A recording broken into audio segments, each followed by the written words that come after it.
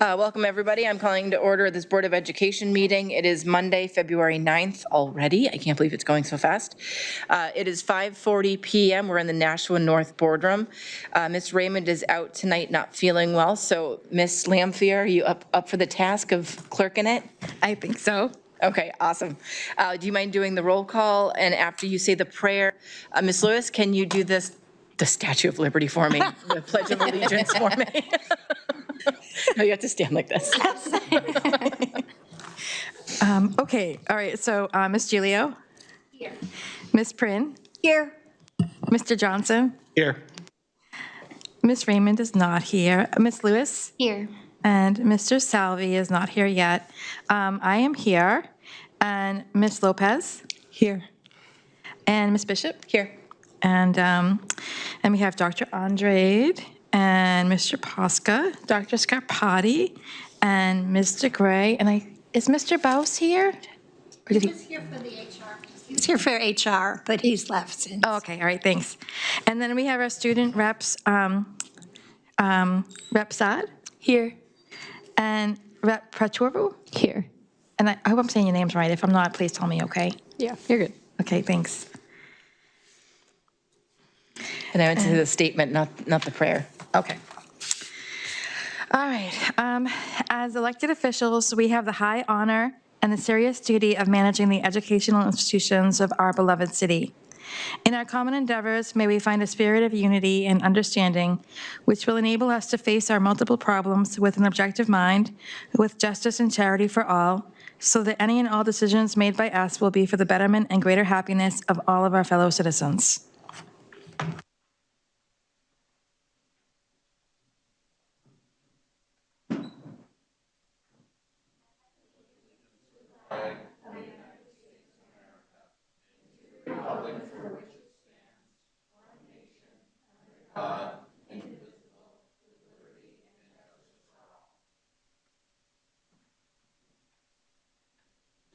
Okay, so I know our presentation is going to be later on in the evening, so I am looking for a motion to accept the consent agenda.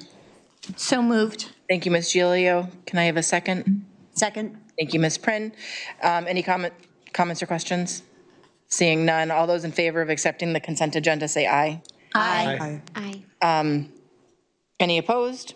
Motion passes. This brings us up to our first public question comment period. Ms. Prin, would you mind? She's already said she'd spell me. Which one is it, the green one or the? It should say first comment. And first helps if I read it. Thank you. All right, Mr. Hoffman, come on up.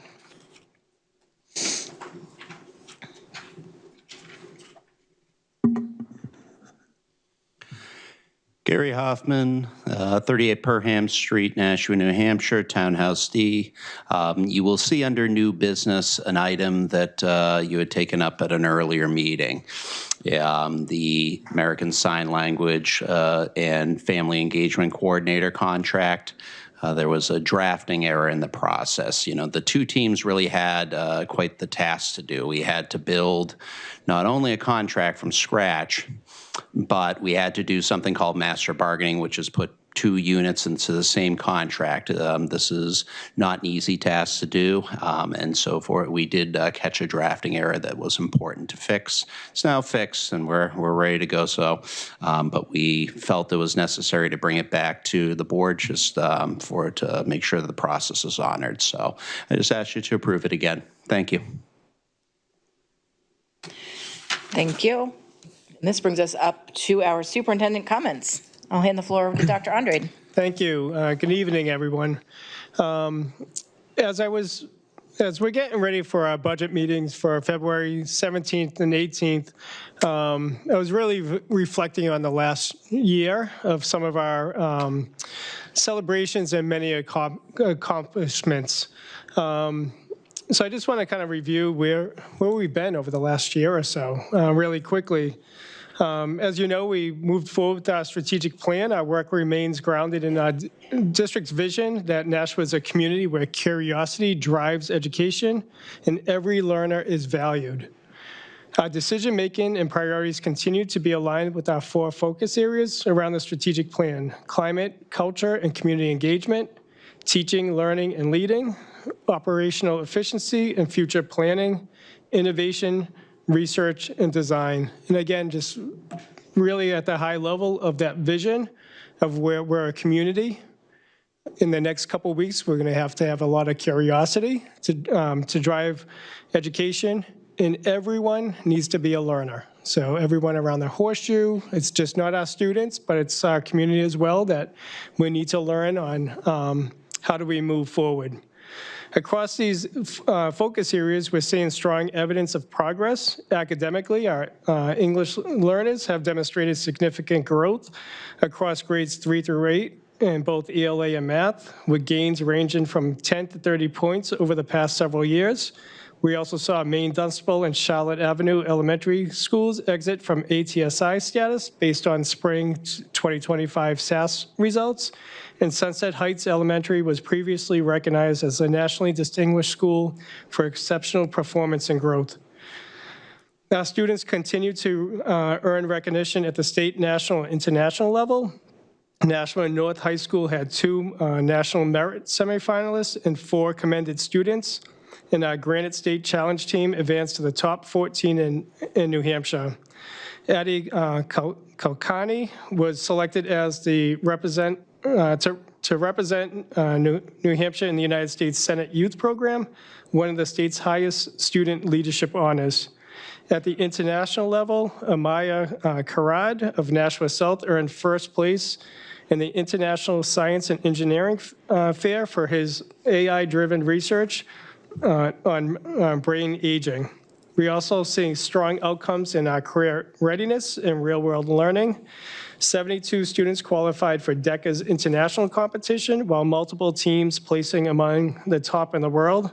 Over 1,300 students are currently enrolled in our CTE programs, and we're launching a new emergency service program in 2026 to help address workforce shortages in public safety. Athletics and student engagement continue to grow as well. This year marked the inaugural seasons for girls ice hockey and North and South boys hockey as one team. And both high schools reached historic participation levels. We are also proud to celebrate the reopening of Stellos Stadium, restoring an important community venue for athletics and events. Tonight, we'll get an update on our facility master plan. Last week, many of you were in attendance. We had our second community forum where we were encouraged by the increased participation and more positive feedback. Community members emphasized the importance of making wise, long-term investments aligned with student needs and district priorities. And finally, I would like to recognize an outstanding student achievement. 3 Nashua students were honored as United Soccer Coaches All-American. Damian Rodriguez, a sophomore at Nashua South High School. In a tandem here, Allie Fry and Sarah Fry, seniors at Nashua North High School, also named as All-American. This is a tremendous national honor and a reflection on their dedication, talent, and our strong programs supporting them. Together, these accomplishments reflect a district committed to strong Tier 1 instruction, inclusive practices, expanding opportunities, ensuring every learner has access to a true gateway to opportunity. Thank you. Wow, when you list it like that, it's overwhelmingly positive. So thank you for sharing. Board member response to superintendent comments. I'll start over here with Ms. Gilio. Thank you, Dr. Andre. This is always such a good way to start our meetings, and it's exciting, and I'm glad that you were able to share all of those wonderful things tonight. Thank you. Ms. Prin? Yes, I'd also like to thank you for keeping us up to date on all the great things that are happening in Nashua. Mr. Johnson? Yeah, thank you for letting us know all the student accomplishments. And also, about a week and a half ago, I got to go check out one of the girls' hockey games, which was very exciting. They won. So thank you very much for keeping us up to date, and thanks for all the kids out there for all they do. Ms. Lewis? I just want to say thank you so much for giving us this information, and kudos to all of the great students that have received these recognitions. Ms. Lopez? I want to say congratulations to the students, and it does show how great our sports is here in the Nashua School District. And I want to say happy Black History Month to everyone. So thank you so very much. Ms. Lampier? I don't know, sometimes when you do your opening comments, Dr. Andre, I feel like we should change your title from superintendent to head cheerleader. Yes. You're right. So you make us so proud of, you really publicize everything that we need to be proud about the kids here. So we really appreciate it. Thanks. And the diversity of accomplishments was pretty insightful. So thank you for sharing all of that with us. This brings us up to our student member of the board comments. That's you guys. I don't know your pattern yet for who goes first, so whoever turns their mic on and starts talking gets the floor. Yes. Sorry, guys. Okay. You'll get used to this. So we wanted to start off with talking about a few of the sporting events that have been happening. So Battle of the Bridge was last week, I think, and North beat South overall. Yay! And the boys' varsity basketball game was pretty intense. It was tied until the buzzer, and Andre had scored a 2-pointer winning North's game. Nashua North cheer team hosted a successful competition this weekend, raising a bunch of money for their program. On Wednesday, February 4th, students from both Nashua High School South and North walked out to gather, meeting at Stella Stadium for a peaceful student-led protest against the U.S. Immigration and Customs Enforcement, ICE.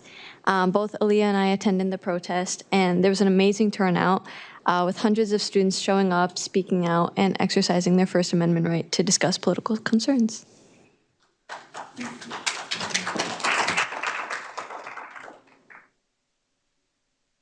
Thank you for your updates, and we always value your input and the activity that you are doing in our community and advocating for those who can't advocate for themselves. So thank you. This brings us up to, do you want to give an update? Well, we just did that. Committee on Budget's going to be next week. Ms. Lampier, I will hand the floor over to you for the Committee on Finance and Operations. Okay, let's see. My first motion is to approve the special education contracts as presented on February 9th, 2026 under their corresponding accounts. I was hoping I could get a second. Second. Thank you. Thank you, Ms. Lopez. Any comments or questions in regards to the special education contracts? Seeing none, all those in favor? Oh, sorry. Sorry. Do you want to take this one or you want me to give a quick update? Oh, no, you can do it. Okay. So I just want some clarity so folks are aware. So totally comfortable approving the contracts from the Finance and Ops meeting that was on January 20th, but there is a memo sitting in the packet in front of you all tonight with a couple updates from me just around the contracts. So I thought it was important to just note a couple changes. So the Heaven Sent one that came forward, there's actually a reduction based on what was originally presented on 1/20 of 2022. It was just over $1 million. In looking at the contract, the number of staff we have, the remaining number of school days we have, I anticipate us spending no more with Heaven Sent of $875,000. I just want to clarify, this does not include the one-on-one nurses that are coming out of the operating budget. Somebody might say, well, why is there such a substantial decrease or some type of decrease from what was originally approved? Myself and the business office, working along with the special education, really dug into that contract to make sure we weren't being overcharged, to truly understand how many contractors are here from Heaven Sent. Based off of working with their CFO and doing my due diligence, I'm more confident with us hopefully not spending the $875,000. But I think that represents more of what we anticipate to spend. The $1 million was a little too high. Any questions? Sorry. Ms. Prin? I think I asked this last year and probably the year before too, but what are we doing to attract special education teachers that we need? Because it looked like mostly behavior specialists, if I'm not mistaken. so that we don't have to do contracts? Yeah, so in our last negotiations for our special educators, there's a stipend that's now in the contract over last year. And then we're actually doing a lot more pinpointed recruiting. So there is a differential for special educations that was increased up to $1,500. But again, it's more that recruiting aspect of it. And there is some where we think it's a longer term, like wraparound services. So how do you retain the teachers, right? So as you know, it's a demanding job. Yeah, behavior specialists especially, they're hard to keep. So how do we make sure that we have the right supports in place when we're making decisions around special education programming? So it's, we actually had a very productive meeting this afternoon, and again, in preparation for next year and, what's going to be needed in especially our intensive needs classrooms. Thank you. All right. The next three contracts that are in front of the board this evening are from Applied ABC. We've always looked at them as kind of like one contract, but they are supporting multiple services, one being our McCarthy, what we refer to as downstairs program, which is coming out of our out-of-district tuition line. And then we have some contract service folks here. Based off of funding and just based off of program, it makes sense to have three separate contracts. So the first two, there's no financial change from what was brought forward to finance and ops. The third one on the list, there is a slight increase to that contract, but I would want to put like an asterisk there just to explain. The reason for the increase is we currently have two positions that are unfilled. From a financial standpoint, it makes sense to budget in those two positions. If they do not get filled, we will not have to pay that money. And it's very specific and laid out in the contract that we only pay for services surrendered. So I anticipate that contract being lower between now and the end of the school year, less than $714,000. But again, when we are budgeting, we should be putting what is the contract not to exceed. And through finance and ops, I'll make sure to continue to keep everybody posted about the contracts. Thank you. Welcome. Questions? Okay. Ms. Lampier?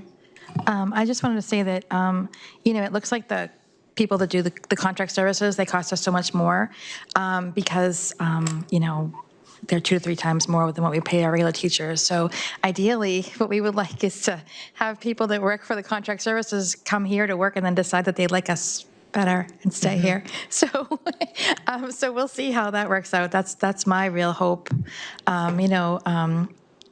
Nashua is a great place to work. So, we'll see what happens. And I think that Mr. Gray has done a great job of making sure that we are paying for what we get and we're not being overcharged for anything. So that's nice to see. So. Okay, seeing no other comments or questions, all those in favor of approving the special education contracts as presented on February 9th under their corresponding accounts, say aye. Aye. Any opposed? Motion passes. Okay, the next motion is to approve the purchase of 100 laptops for staff to replace aging equipment from IT Insiders at a cost not to exceed $100,000. That's budget line 91.1.992225.71228, computer equipment. And I was hoping to get a second. Second. Thank you, Ms. Prinn. Thank you. Mr. Gray? So just, we did say at the Finance and Ops meeting, we would give an update. The pricing actually is substantially lower than what it normally is per laptop. So on average, we pay about $720 per laptop. There are some extras left over from last fiscal year. There's nothing wrong with the equipment, but the vendor is running a special right now. So it's actually $598.49 per laptop. That price is still the same today because it kind of changes every few days. We did rerun the quote this morning. So to purchase 100 laptops, it would cost us $59,849. So we did say we would give that update from the Finance and Ops meeting. That's great. Thank you so much. Are we still going to make the motion for 100,000, even though it's only going to be around 59,660,000? Yeah, so I had mentioned this at Finance and Ops. We technically can do one of two things. The motion that is in front of you is to approve up to $100,000. We need laptops. You'll see through the budget presentation next week that we do have a lot of aging equipment. I would say we probably need close to 300 laptops, potentially, depending on if we take a step back and look at our inventory. We could purchase the 100 laptops at the $59,849, or because of the promotion right now, we could make the motion to purchase up to $100,000. So I know we had discussed that at Finance and Ops. Greg was here to kind of talk through that. The money is available through software. As folks know, you can't roll the money over. So I'm more than happy to do whatever direction the team thinks. I mean, I feel comfortable with purchasing the laptops up to 100,000 now. The money has already been put aside, and it's probably less expensive now than it would be, next year. I don't see any prices coming down anywhere. So I feel like it would probably save the money district in the long run if we go ahead and purchase more than 100 now. I agree with that. All right. So if I math correctly, we're going to purchase about 167 laptops. So my suggestion would be let's leave the motion as purchasing laptops from IT Insiders up to $100,000, and I'll work with the IT team in the morning to increase that. Okay. Thank you. Okay, so are you looking to amend your motion or just as presented? I probably amend it, I guess. Yeah, so should I just read the whole thing again? Okay, a recommendation to approve the purchase of roughly 167 laptops for staff to replace aging equipment from IT Insiders at a cost not to exceed $100,000, budget line 91.1.992225.71228, computer equipment. Ms. Prin, do you want to continue seconding? Second, I wasn't sure if I needed to do that. Yes. Yep. Okay, so seeing no comments or questions, because we've already had them, all those in favor of approving the purchase not to exceed $100,000 for staff laptops, say aye. Aye. Any opposed? Motion passes. Okay, and the final one that I have for finance is a motion to approve the fiscal year 26 December transfer report. I'll second that. Thank you. And the only thing of real interest in a really large amount of money in December's transfer report was that we moved some wages. We moved some money from full-time wages to contract services because we are unable to hire the people, so we have to get the people through contract services, and we ended up moving $358,296 from full-time wages to contract services. So that's it. Okay. So any comments or questions in regards to the transfer report? Seeing none, all those in favor of approving the fiscal year 26 December transfer report, say aye. Aye. Any opposed? Motion passes. Thank you. This now brings us up to our Committee on Policy. Ms. Raymond is obviously not here still. That's okay. She's taking care of herself. So Mr. Johnson has agreed to present their committee points. Yes, so we'll go over, these are all for approval tonight. The first one up is the toilet training and diapering, which is proposed JLCAA. This one went back to policy, if you remember, and we made some updates to it. So I think now we have it where it's where it meets the concerns that people had. And so we're looking for, I'm looking to make a motion to approve that. I'll second that. Okay. Do we want to just give a quick update on the changes that were made in that policy? I know it was workshopped quite a bit. Sure. Special thanks to Dr. Scarpati as well as Ms. Patricia Bolio, the principal at Charlotte Ave Elementary School, for attending the meeting to provide some additional insight as to kind of what this means. So as we got into the policy, I think there was some concerns, and I appreciate Ms. Lamphia bringing up a lot of the concerns and making sure that this was not a policy that would prevent students and families from, enrolling their students in the district, as opposed to kind of, working with the district and collaborating with the district on the needs of the students as they enter into the district. So some of the changes that were updated in the policy is setting the expectation that students come into preschool and kindergarten and other grades being toilet trained. With that being said, if there is a concern, that should allow families to work with their, not only the schools, but all of the principals, and also notifying their pediatrician about what steps can be put into place to help support them. We also wanted to try to get this in place and approved now prior to kindergarten registration, so as families do register their children for kindergarten, they're aware of this expectation that is going forward. The other changes is kind of making sure that as we're working with those families, trying to kind of protect the integrity and being discreet as we work with these families and these students as they address this issue.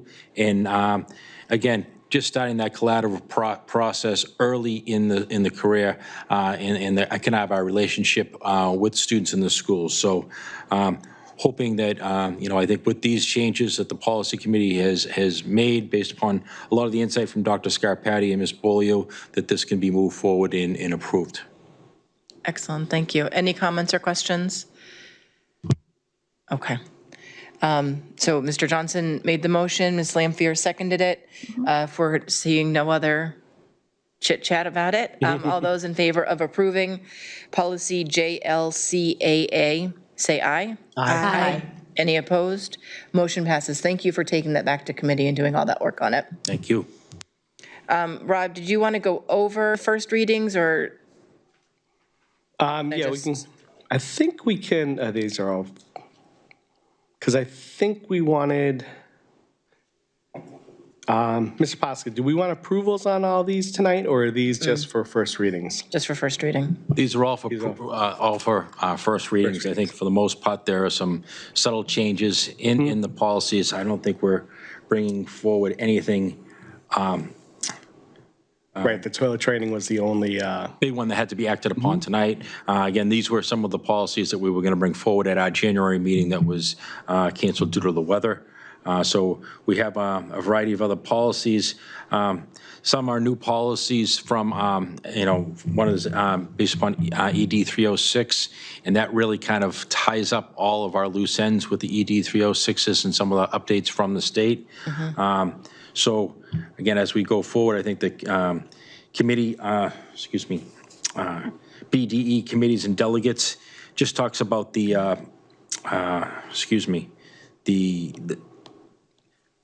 standing ad hoc committees, nothing of a change there. I think there's a small change to adding on the sealed minutes review committee, which is also an updated committee that we have to talk about. Let's see what the next one is. BDEF is a proposed new policy that is the sealed non-public minutes review committee. So we have created an updated committee based upon the needs of the school committee, of the board here. I urge you to kind of take a look at this because, we did create this from scratch. So if there are any questions or concern about that, please let us know. We were trying to make sure we kind of looked at how the other committees are set up and make sure it was similar to that, but trying to address the needs as they go forward with that committee.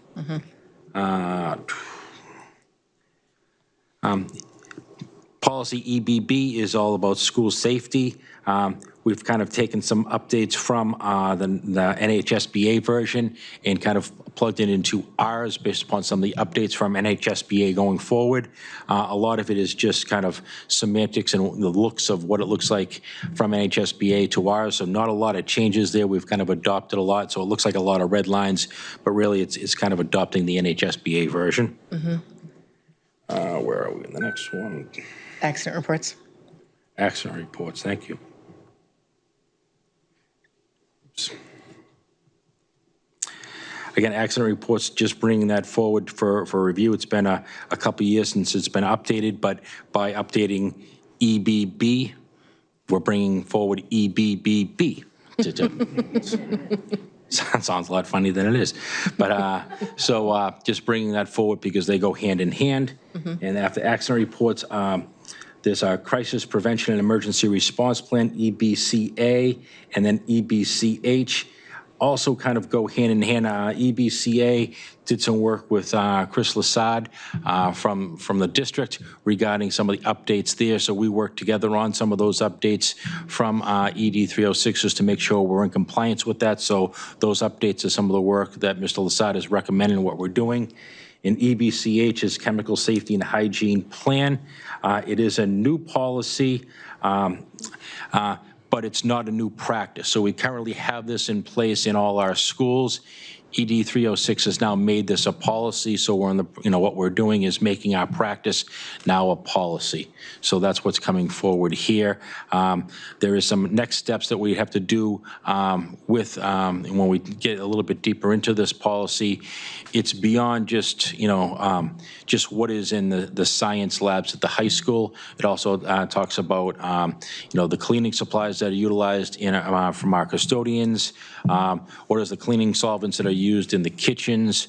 What is used on the grounds for any type of rodent repellent? So a lot of different things, a lot of different people have to have some voice in this. So there's another part of this policy that will be coming forward later this year once we can get all those parties there. So not a lot of new updates. Again, some are all related to ED 306. Okay, awesome. Thank you so much. When's the next policy meeting? Next policy is tomorrow. Okay. And we're meeting at 4:30 instead of the usual 6. Thank you for that. We're flipping it.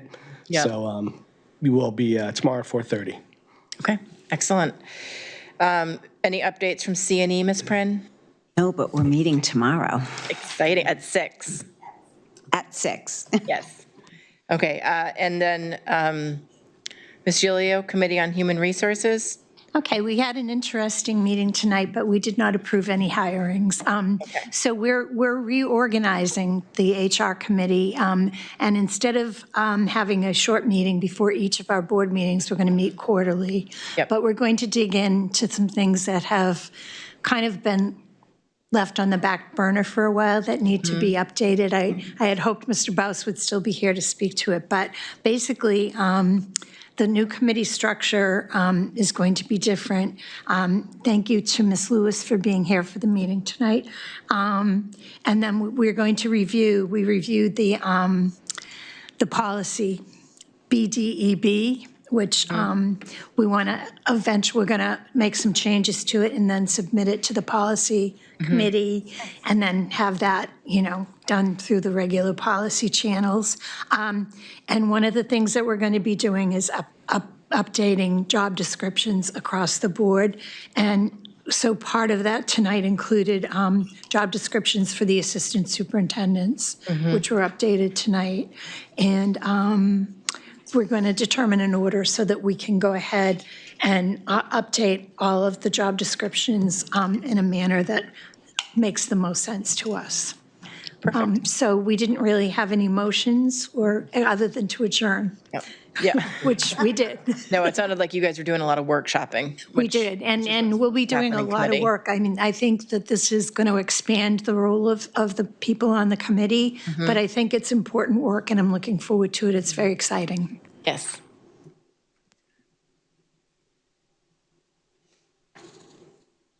Hold on.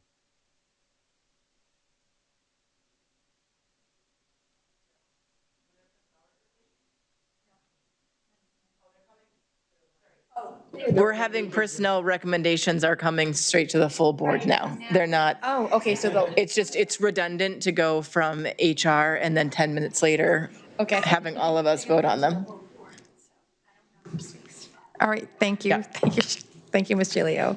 And sorry, but I did not have my glasses on, so I was like, you're just tapping at something. I don't know what you're doing. Okay. Thank you, Ms. Gilio, for that update. We have no unfinished business, but we are trucking right along, so take your time. You're gonna need a break, recess. and so, for Harriman to show up, Okay. so it's all good. All right, so I will hand the floor over to Dr. Andrade for new business. First is, I'm looking for a recommendation to approve the personnel recommendations of February 9th, 2026. That's in your packet. So moved. I'll second that. Thank you, Ms. Lamprey. Do we have any comments or questions? If we have, just for new members, if we do have comments or questions in regards to specific personnel recommendations, then we need to go into non-public because they are about people, and we don't talk about people in public. The one thing I'll add, you'll notice that there's about 17 retirees. So, I'll do the discussion for you. But we want to thank all the retirees for their commitment, dedication to our students and community over the years. So this is also one of our lowest retirement numbers in a number of years as well. So this is 17 is on the low side. Are we expecting anyone else to announce? I mean, is there like a deadline here? for February people? 1st is the February typical- 1st, yeah. okay, so that's why we had the influx, okay. Yes. Yep. That's good to know. Do they get, I don't know if they do this here in Nashua, so I don't want to open a can of worms, but if people announce early that they're going to be retiring, do they get? There's contractual language Okay. on several dates on what their severance would be. Okay, good to know. Okay, so seeing no other comments or questions, all those in favor of approving the personnel recommendations, say aye. Aye. Any opposed? Motion passes. I'm looking for a recommendation to approve the 26-27 school calendar that's in your packet. I'll make that motion. I'll second it. Thank you, Mr. Johnson. Thank you, Ms. Gilio. So just a couple things here. You'll see the first day of school of all teachers reporting it seems like really, really early. It's going to be, especially with a couple snow days. Recently, it's going to feel like a short summer. So we would be looking to return to school, all teachers reporting on August 24th, and all students reporting on the 25th. We would look at the students are losing their mind. And then we will look at Labor Day would be a long weekend with Friday and Monday off, as well as primary day on the 8th. And then that would get us the last day of school without any snow days, because we know that doesn't happen, would be June 14th. So if we pushed it back closer to this Labor Day weekend, we were afraid really on the side of in June that we would be going really late on the other side. So, and also you notice that the holiday recess in December is the Wednesday through the following Friday. So we try to come up with balance it on both sides without going too late and getting out too late and finding a happy medium. Yeah, I think we all felt that 2-week Christmas break this year, and then all of the snow days, and just watching the summer quickly go through our, like sands through the hourglass. Yeah. I don't know, whoever calls snow days, like, you got to talk to that person. I think they've all been called well this year. They have been. Very appropriate so far, yes.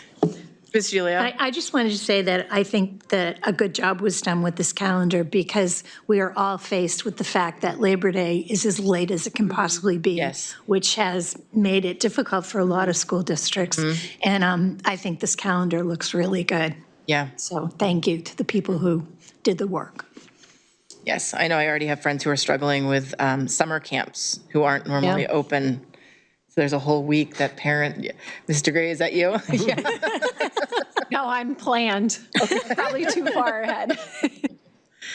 All right, so seeing no other comments or questions, all those in, Miss. I do have a question. Do we still use Columbus Day? Do we still use that term? We're not supposed, It's well, Indigenous Peoples' Day, right? so the city changed it, but the state changed it back. Which is not something that we voted on. But it was for the city, they did vote for it to be Indigenous Peoples' Day, and as did we. Okay, And then that progressive thought was taken away from us. gotcha. All right, thank you. Yeah. Okay, any other comments or questions? Seeing none, all those in favor of approving the 26-27 calendar, say aye. Aye. Any opposed? Motion passes. Okay. Thanks. The next item is a discussion, a continuation from what seems like a long time ago around open enrollment. So there's two factors that we need to kind of discuss tonight. One is around open enrollment for intra transfers, so that's between Nashua schools, especially at the elementary level. If a student wants to transfer, a family wants to transfer from, New Searles to Fairgrounds or another school, so we need to kind of come up with a policy in accordance to the state law, and we can discuss that briefly. Dr. Scott Patty, do you want to talk a little of what our current thinking is? Sure, I'm happy to. Yeah, so it's confusing because they're similar but also very different practices that we had to think through. So what this one does for transfers within the district is kind of takes our current variance procedure and tweaks it to meet the state regulations. So students would default to being assigned to their home neighborhood school. Parents can request a different school within the district and will be considered for that up until July 1st. So there'll be a form on the website is what we're thinking for families can go in and submit their request to have a change of school. It will be time and date stamped, so we'll know the order of how people applied for that. And then we'll periodically go through at kind of core moments and look at what the requests are and match that with what space we have open in schools, and then fill requests on a first come, first served basis according to what slots we have available in buildings.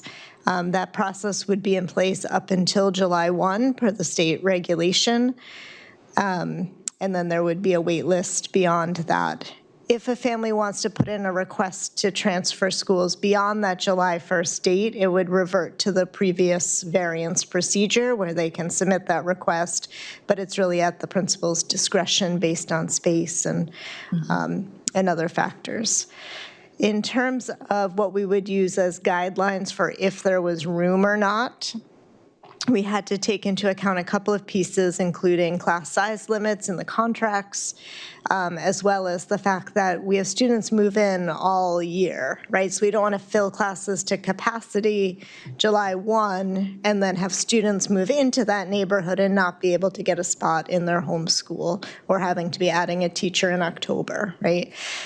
So we're recommending filling classes up to the limits that are in the packet. So looking at 20 for kindergarten and grade 1, 24 for grades 2 through 5, and 27 at the middle school level, that would be the capacity that we would fill any classroom to in any school, and leaving room there for students who are moving in.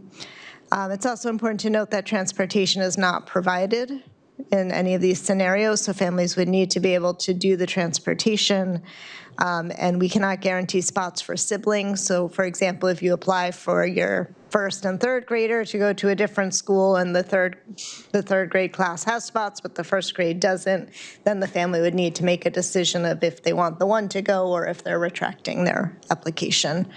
I think that speaks to the big pieces of what we're thinking for intra-district, and hoping to move forward with this quickly because we're coming up on the kindergarten registration, which would be a moment where this might happen. So we want to get this up once we've had a chance to share it with you and get some input. Discussion? I think we're all of our jaws are just on the ground about this. I don't know how you're going to make things equitable. Ms. Lopez? I had a couple questions. We generally have high class sizes in some classes already over the 20 to 24 that you mentioned. So that would automatically disqualify from that class. How about if we had enough, would we add a teacher to the kindergarten that would be over 20 if we had enough interest? Like how would that be decided? Like that wasn't. Yeah, great question. So in looking at our current class sizes, there's actually very, very few that are above these numbers. I think at quick glance, I only see one in the whole elementary currently. I don't have the middle school numbers in front of me, I apologize, but there's only one class in the district that's above what these numbers currently are at the moment. There's some that are closer to them than others that would have fewer open spots.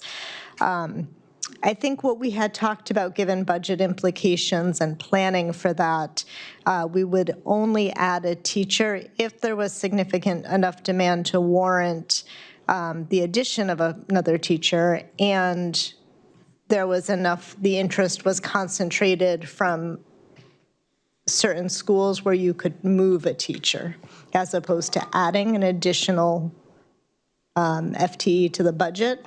It would be, okay, it works out that we really don't need 4 teachers at this school anymore, we only need 3, but we really could use a 4th at this building, we could do a move like that potentially. Yeah, it would have to be revenue neutral. So it should be no additional cost. Go ahead, Ms. Sano.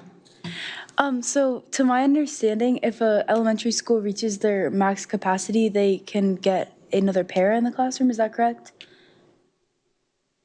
We kind of look at those separately depending on needs of students that are in the classroom, separate from enrollment, but we can't exceed the contractual class size limits regardless of if there's a para or not. Okay, but if they hit a certain number, like I think it's 24, do they get a pair or something? No. Not related to this practice, yeah. Okay, thank you. Good question. Ms. Lanfear? So since this comes from the state, I'm just wondering if we have a lot of interest in one school, but the students that want to move are coming from a couple of other schools, and we say, well, this has to be revenue neutral. We can't put a new teacher here because the students are all coming from different places. Would the state have a problem with that? No? Not by the law, right? But not by the law per se, but Okay. I mean, we might hear some feedback on, are we looking at lines? What's the need? What's the why behind it? So there might be more questions, but, Okay. we should be coming up with a policy. But it's okay for us right now to say it would have to be revenue neutral to move a teacher from one school to another? Okay, all right, thank you. Sorry, I have a question, and then it can be your turn.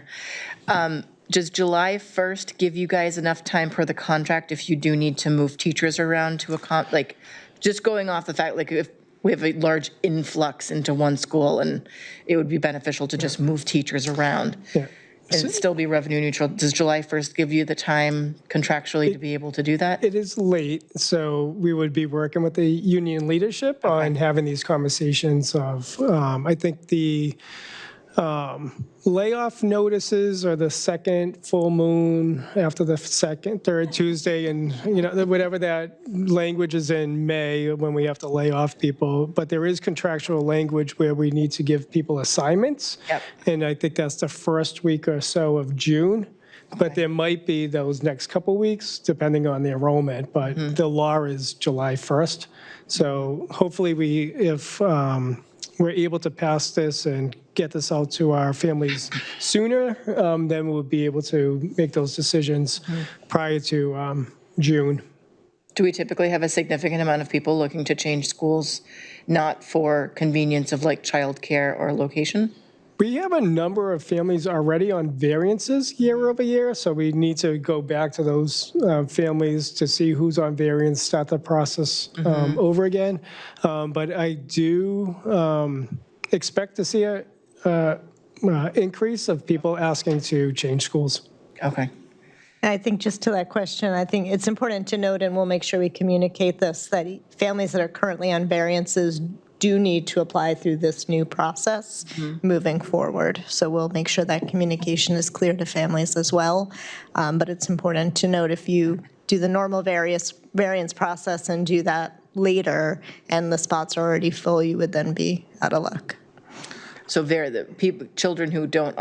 children with variances don't get priority placement? Not according to how the law is written. Okay.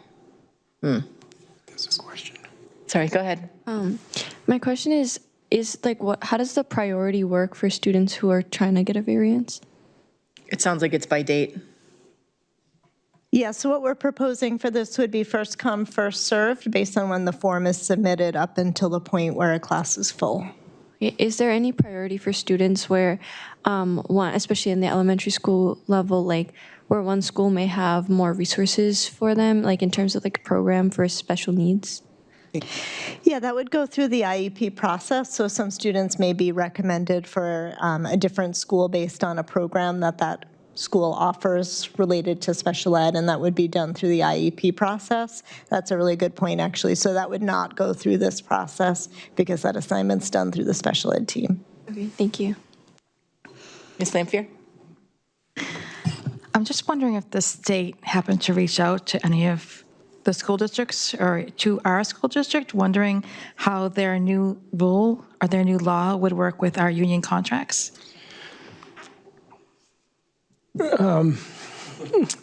So I think that's the convoluted part right now. So I think last week there was supposed to be a hearing that got postponed at the state level.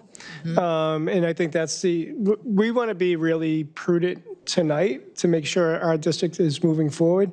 I can't say what's going to happen at the state level. And if you've been reading your NHSBA updates, you can see the confusion that's coming out of this law and where it's going to rest. So I'm recommending this board look at a policy that we have in place, just in case the state doesn't intervene. But if the state actually has a hearing and changes the law, this all might be for naught. We would still need to address the inter transfers, and that's what Dr. Scarpati just was talking about, is the inter-district transfers. That will be a lot more complicated, that it will have a price tag associated with that, and that's more concerning. Okay, I just like, it boggles my mind that people up at the State House don't take into consideration how their decisions are going to affect the local level, the people who are actually, the districts that are actually paying for the schools. So just wanted to make sure that was clear to everybody, that that's how things are working right now. Yeah, so along those lines, and I was on a conference call today with the commissioner and the Manchester superintendent, and again, really the commissioner encouraging, I know, really contacting our state reps to make sure our voices are heard, and also anything to the governor about the concerns. So, so if I may, just kind of like, so I think that's the intra-district transfers, and this is more what we will look at if nothing happens at the state level. As you saw in your packet, we need to adopt a policy that needs to go to a public hearing before you officially vote. The public hearing would be the February 17th, prior to our budget meeting. That's going to get posted. And with the hearing, hearing would be on is the following language, and we want to make sure that you're comfortable with this language. Shall the Nashua School District vote to designate Nashua High School North and Nashua High School South as open enrollment schools pursuant to NHRSA 194D with an enrollment limitation continuing to allow all 100% of its eligible residents students to attend, and to allow admitted non-resident students to make up no more than 0.25% up to 25 students of the total enrollment of the Nashua School District, and further to limit the number of its resident students who may attend open enrollment schools located outside the district to 0.25% up to 25 students. And just the explanation, again, is really to designate those two schools to accept the limited amount where space permits. The percentage of Nashua students allowed to enroll in other districts is to set the same amount in an effort to maintain a stable enrollment. This preserves enrollment, budget stability, protects staffing, and program continuity, ensures that decisions about open enrollment remain under the control of the Nashua Board of Education rather than default into the broader state authority. Public school to public school, do charter schools in this discussion, like, because I know ASD kind of has a lottery, and then there's a little bit of, is this a good fit for you if I just wanted to send my kid to ASD? Can I do that under this? I'm not saying I want to, I'm just saying, do we get the same accommodations with the charter school high schools? No, they can still be restrictive and take our money, but not all our kids? Yeah. Okay. Yeah, and I mean, so we're looking at these numbers, and again, right now, from district to district, there's some districts who are allowing 0 students in and 0 students out, but they're technically in compliance with the law because they have a policy on how they're going to engage in open enrollment. Okay. And there's an aspect of where this, it's in the infancy. We want to control the budget. That's going to be the biggest impact. If we lose 50 students or even 25 students at, the cost per pupil, that could be a big number. That could be a couple $100,000 if we don't get 25 students in. So there is a significant amount to it. We targeted North and South because of the amount of programs. We think it's going to be a great draw at that level.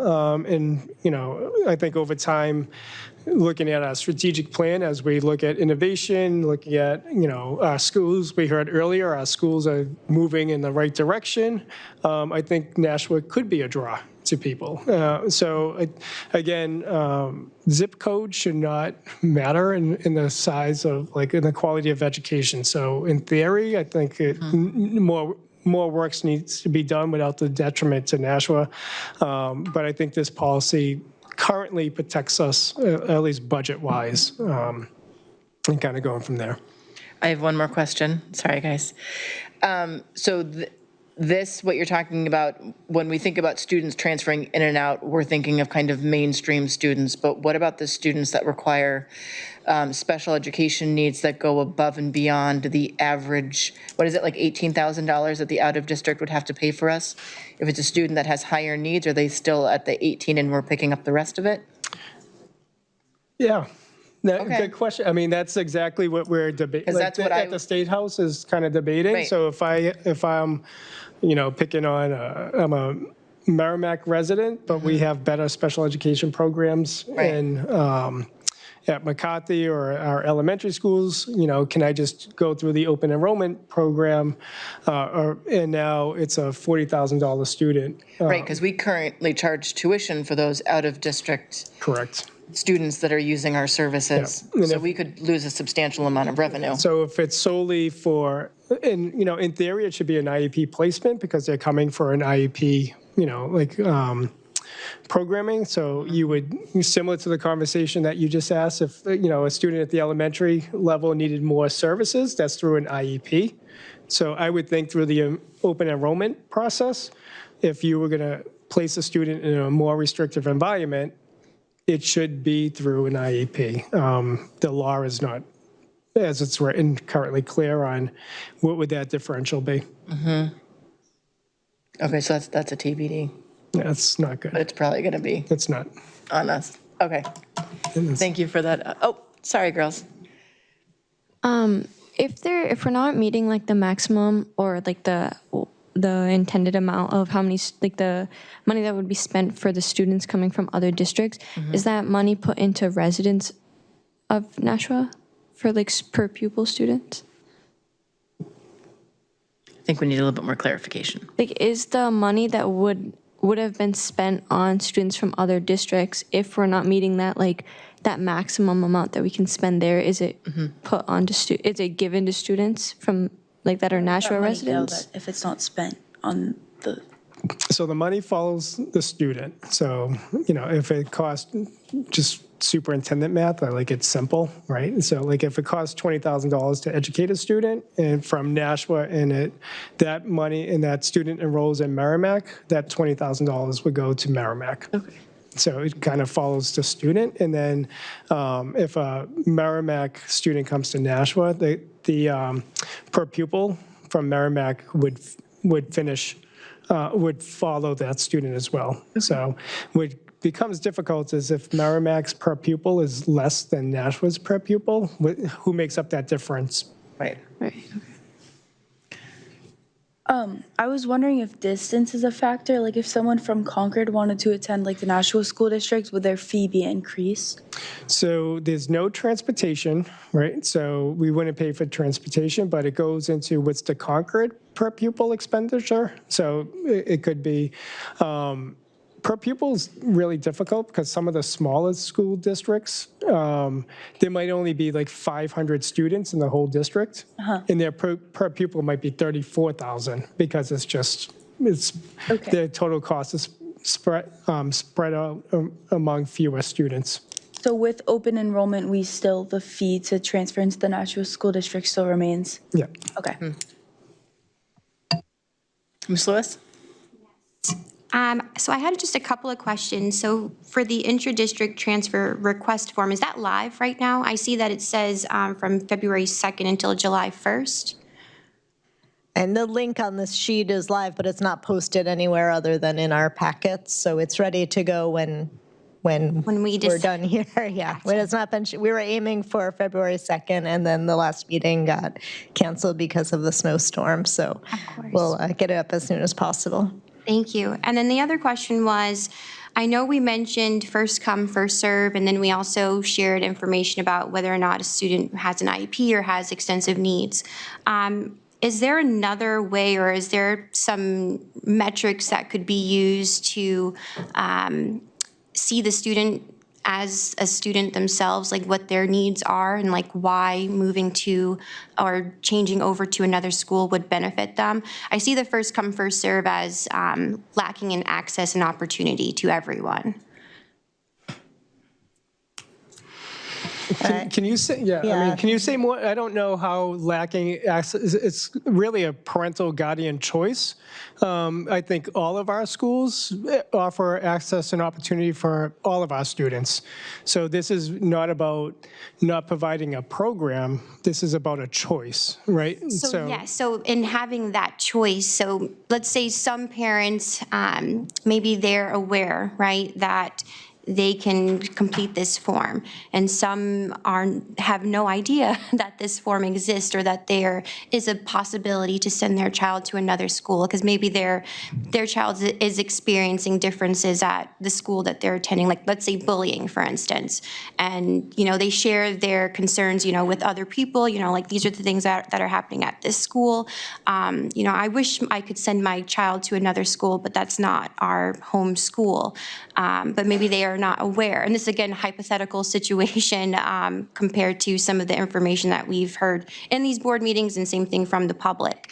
But I just wanted to bring that up as first come, first serve, those who may have greater access to this would then, fill this form out in that manner, whereas some others may not. So I wasn't sure if there's another way instead of first come, first serve that we could look at this. So I think, it would behoove all of us around the horseshoe tonight and then to communicate that this is going forward so that in your own community to share the news of this is going to be the process.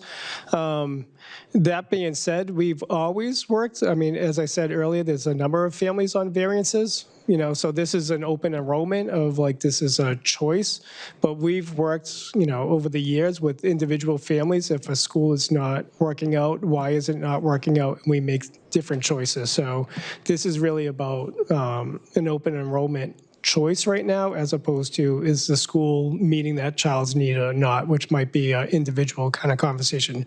But I would hope tonight, we'll get the forms on our website, we'll put it out on social media, we'll start blasting that out. But again, in your and formal networks, again, if you can help us spread the word across the community so that everyone is aware of this policy going forward, we would appreciate it.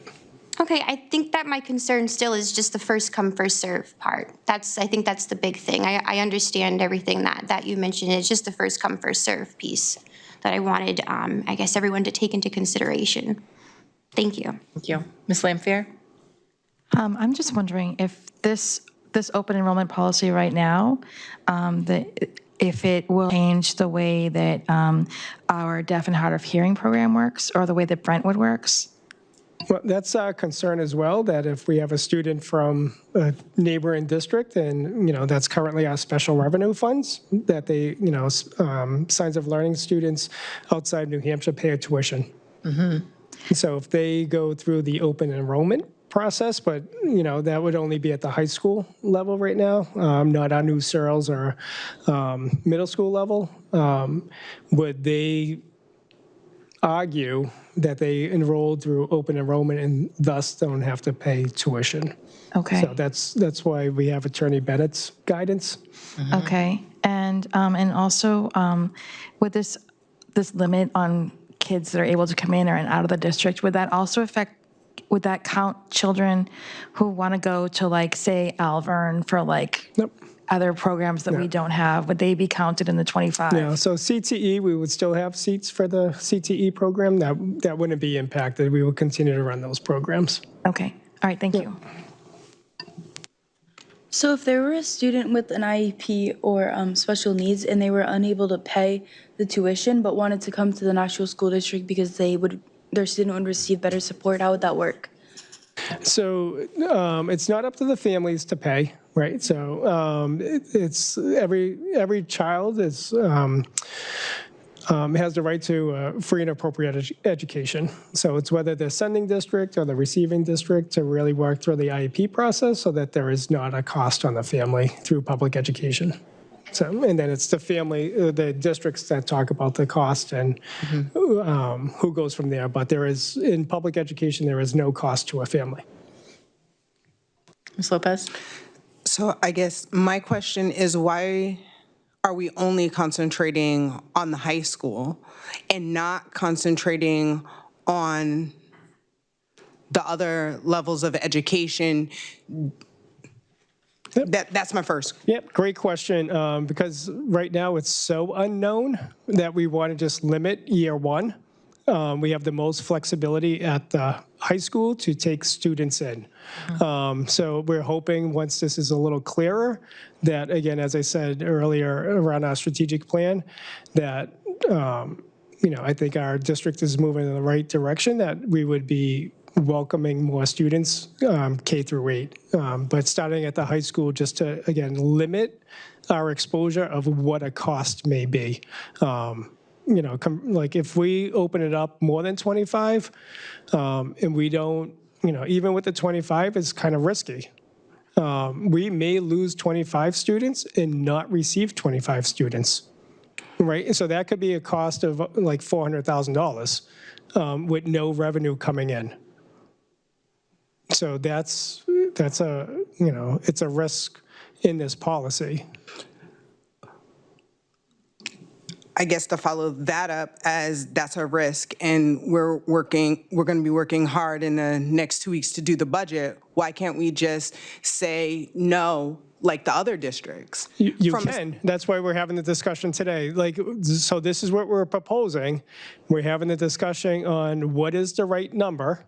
You, as a board, it'll go to a hearing to say, do you want, as a Nashua Board of Education, to say our number is going to be 0 in and 0 out? You can say that, and then that will go to a hearing, and then you would vote on it at the end of the hearing. So I'm glad Ms. DeGray is going to, I've seen you reaching for your mic. I was hoping that you had something to say from the financial aspect on that as we talk about our high school students. Yeah, I think through the conversations we've had with the state and Manchester, I personally don't think it makes the most sense for us to limit it at 0. I think we need to financially plan for this, or at least plan something. To Dr. Andre's point, it's roughly about $18,000 in Nashua per pupil. If we lose about 25 students, that's just about $500,000. It is not smart to build a budget without some type of expectation around open enrollment. And to Dr. Andre's point, it is still a little unclear. I think based off of guidance from the attorneys, it might not make the most sense to do 0 in, 0 out. It's my understanding if we at least come up with a number, then a number isn't given to us. So we maintain an element of control by identifying a number.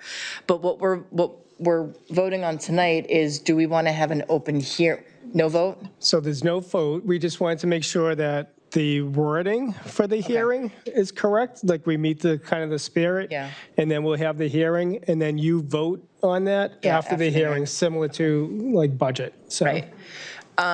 So for, really, Ms. Lewis, you're the only newest one here. There are certain times within our scope of work that we have to open up decisions that have to have a public hearing first, which means it's not just a public comment where people are coming in and giving a 3-minute opinion on whatever it is on our budget. People can come up to the podium and pepper us with questions, give their opinion. There's no time limit. We ask people to be respectful, obviously, but it's really the public's opportunity to come in and tell us what they think about it. And then we vote based on what administration has presented to us and what our constituents are sharing with us with their concerns. So that will happen. That's on schedule for next week. And then we would make a vote about this then.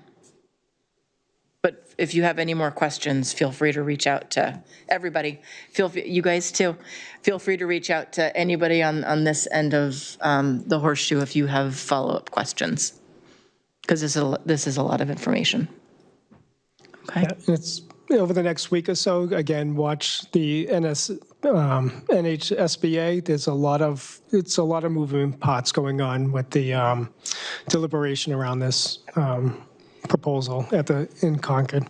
And go into your filtered file in your email and take the NHSBA updates from the filtered junky mail and put it into your main mail, because you're not going to get notifications as it is.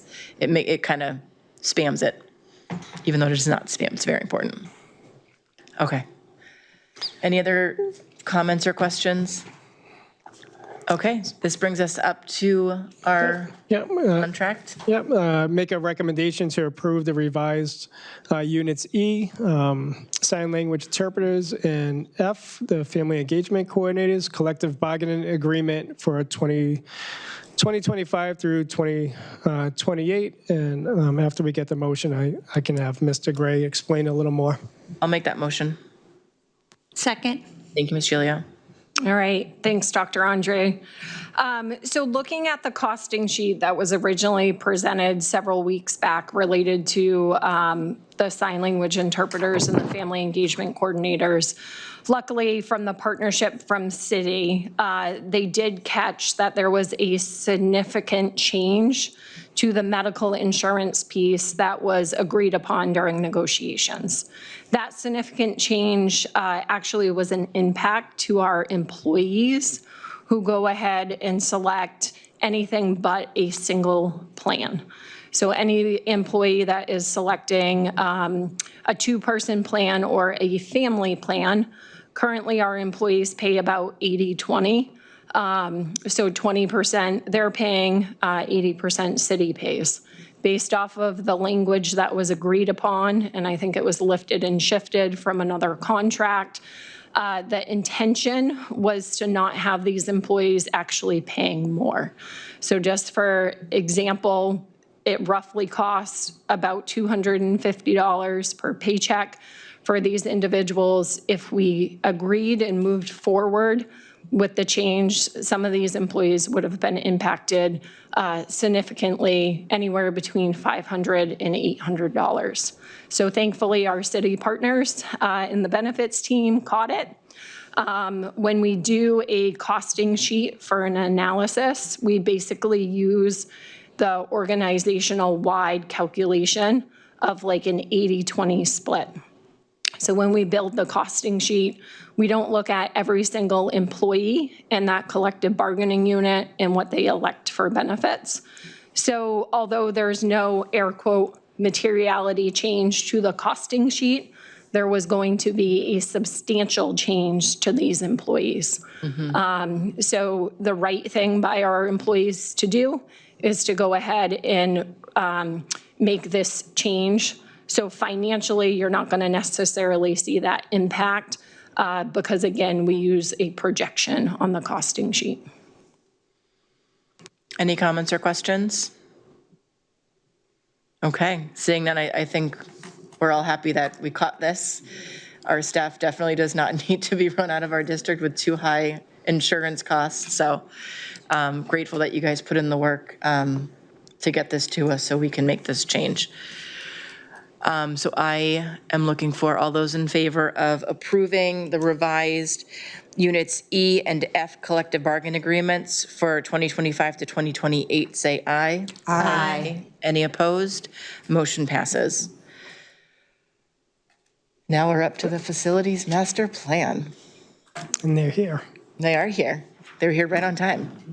We were, you know what, at 6:15, we went, I think we're going to have to take a break. We're going fast. And then I jinxed it, and we just kept talking.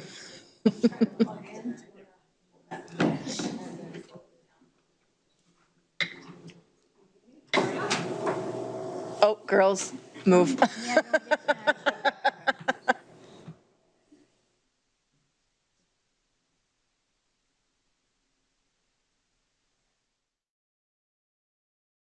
Okay, I will hand the floor over to you guys. I want to thank you for the presentation that you put together for the community last week.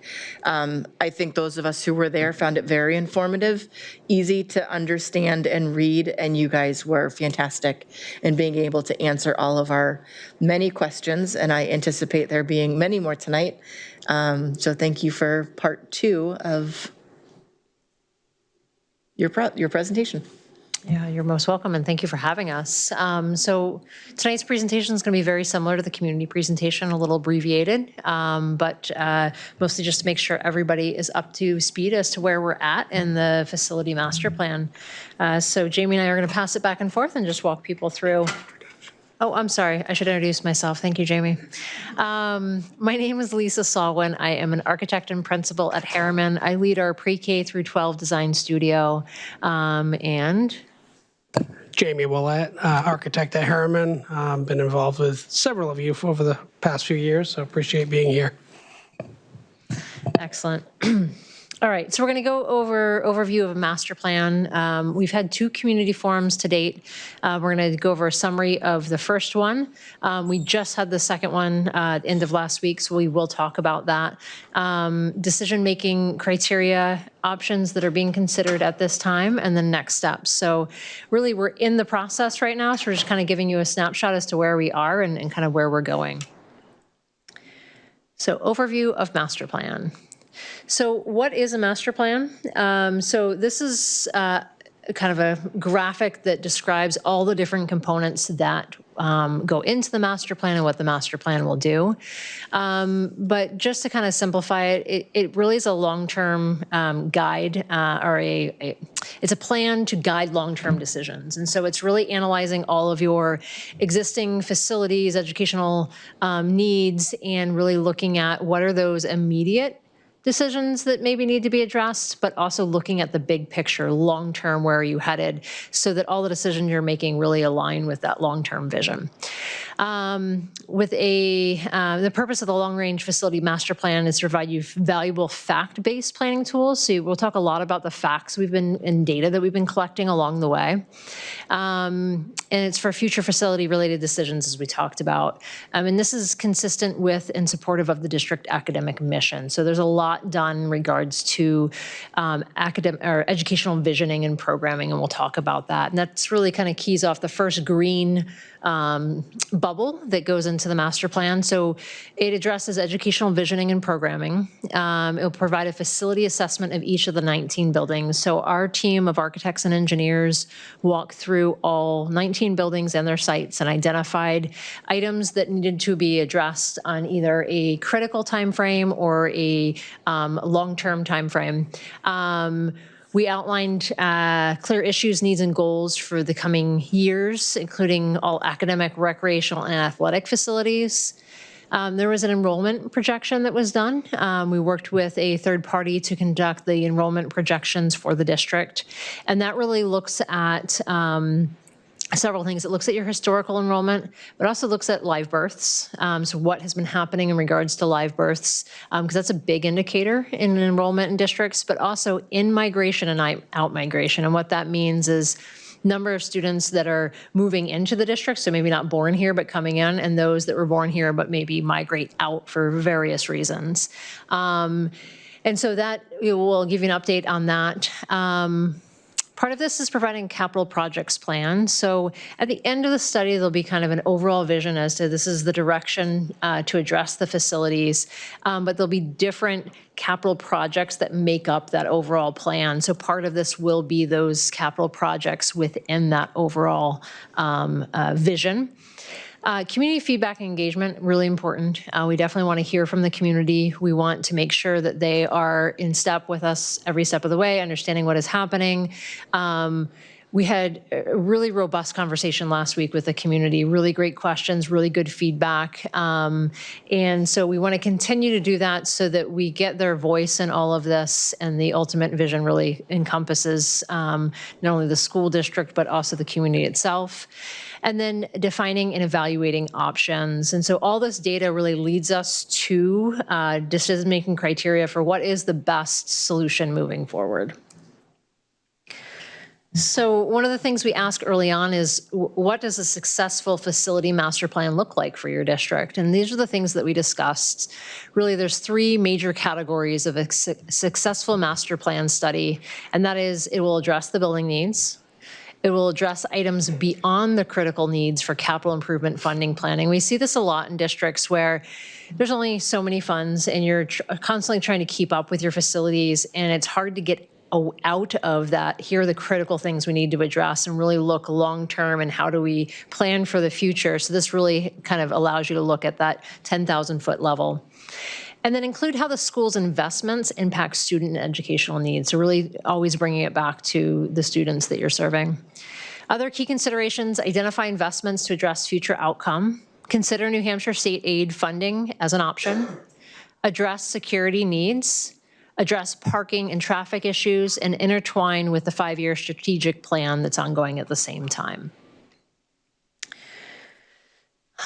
So very similar information to what we just presented, but this is really the approach, kind of the steps that we had taken. We did a kickoff meeting with key stakeholders to really identify the goals of the master plan.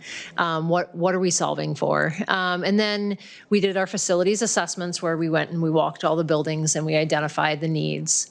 Capacity and utilization study and kind of enrollment projections are done at a similar time period. And so what we're looking at is, one, I'll start with the enrollment projections.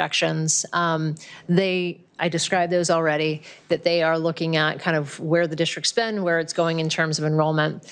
The capacity and utilization study is where we really look at how you're using your schools right now.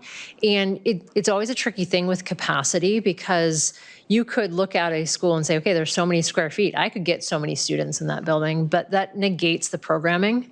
And we know that there are certain programs that will take more space that can not necessarily serve as many students. So we'll look at special education, for example. Some of those programs, high space needs, low student teacher ratio. So the capacity looks different. So we really went in and looked at how is each of the buildings being used programmatically?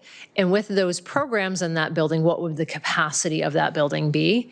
And so we looked at it from the general education standpoint, and then some of the special education programs that sometimes might be able to move to other buildings or be located, and it's kind of a decision that you make as to where they go.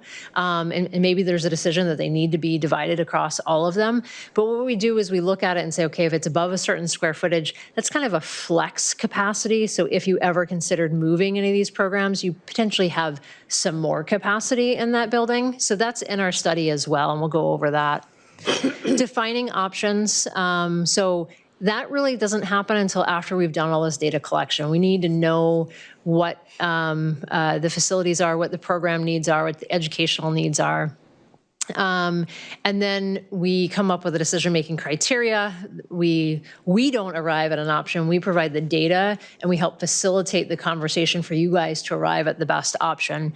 And then we put all that together in the facility master plan with the capital projects plan, so that you have a document that memorializes all this, but also is really a working document. The capital project plan is kind of line by school. And so it's a great tool for you guys able to say, okay, we address this, we can cross this one off, or here's things we need to prioritize, and it's an active workbook in Excel that you can utilize. And then throughout, the one thing I missed, it says communication and community engagement. I'm gonna have Jamie talk about our facilities. So as Lisa noted, we brought several engineers and architects to each of the schools, and we did a facility assessment at each of the schools and created a report out of that. This slide up on screen here just gives you a graphic of where each of the schools are located within Nashua. And this is helpful once we get to talking about options, because we wanted to use this as a basis of identifying options that kind of address different areas of the school, and it'll make a little more sense once we get there, or of the district, but once we get there, it'll make a little more sense. So I just wanted to note that. And then the age for each of the buildings is listed off to the right, and so the age given to the right is the actual age of the original building. We do know there's additions and renovations that happen to each of the schools, and those are also identified in each of the schools. But you can see that many of the schools are 60, 70 years old. There's even one up there that I see is 100 years old for original build.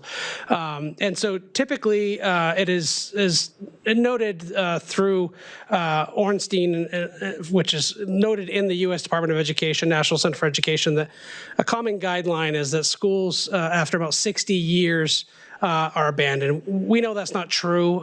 We know that schools continue to be built and renovated, but it's a typical guideline that can be held. Things like equipment, original equipment, boilers, and mechanical systems are 30 to 40 years, and that's actually a pretty good guideline to follow. Roofs can be about 30 years, depending on the types. So we use that kind of notion to understand where these ages of these buildings fall into alignment. And again, so you have schools that are 100 years old that have seen renovations to some level. Many of your schools are in the 60 plus years. So just wanted to note that.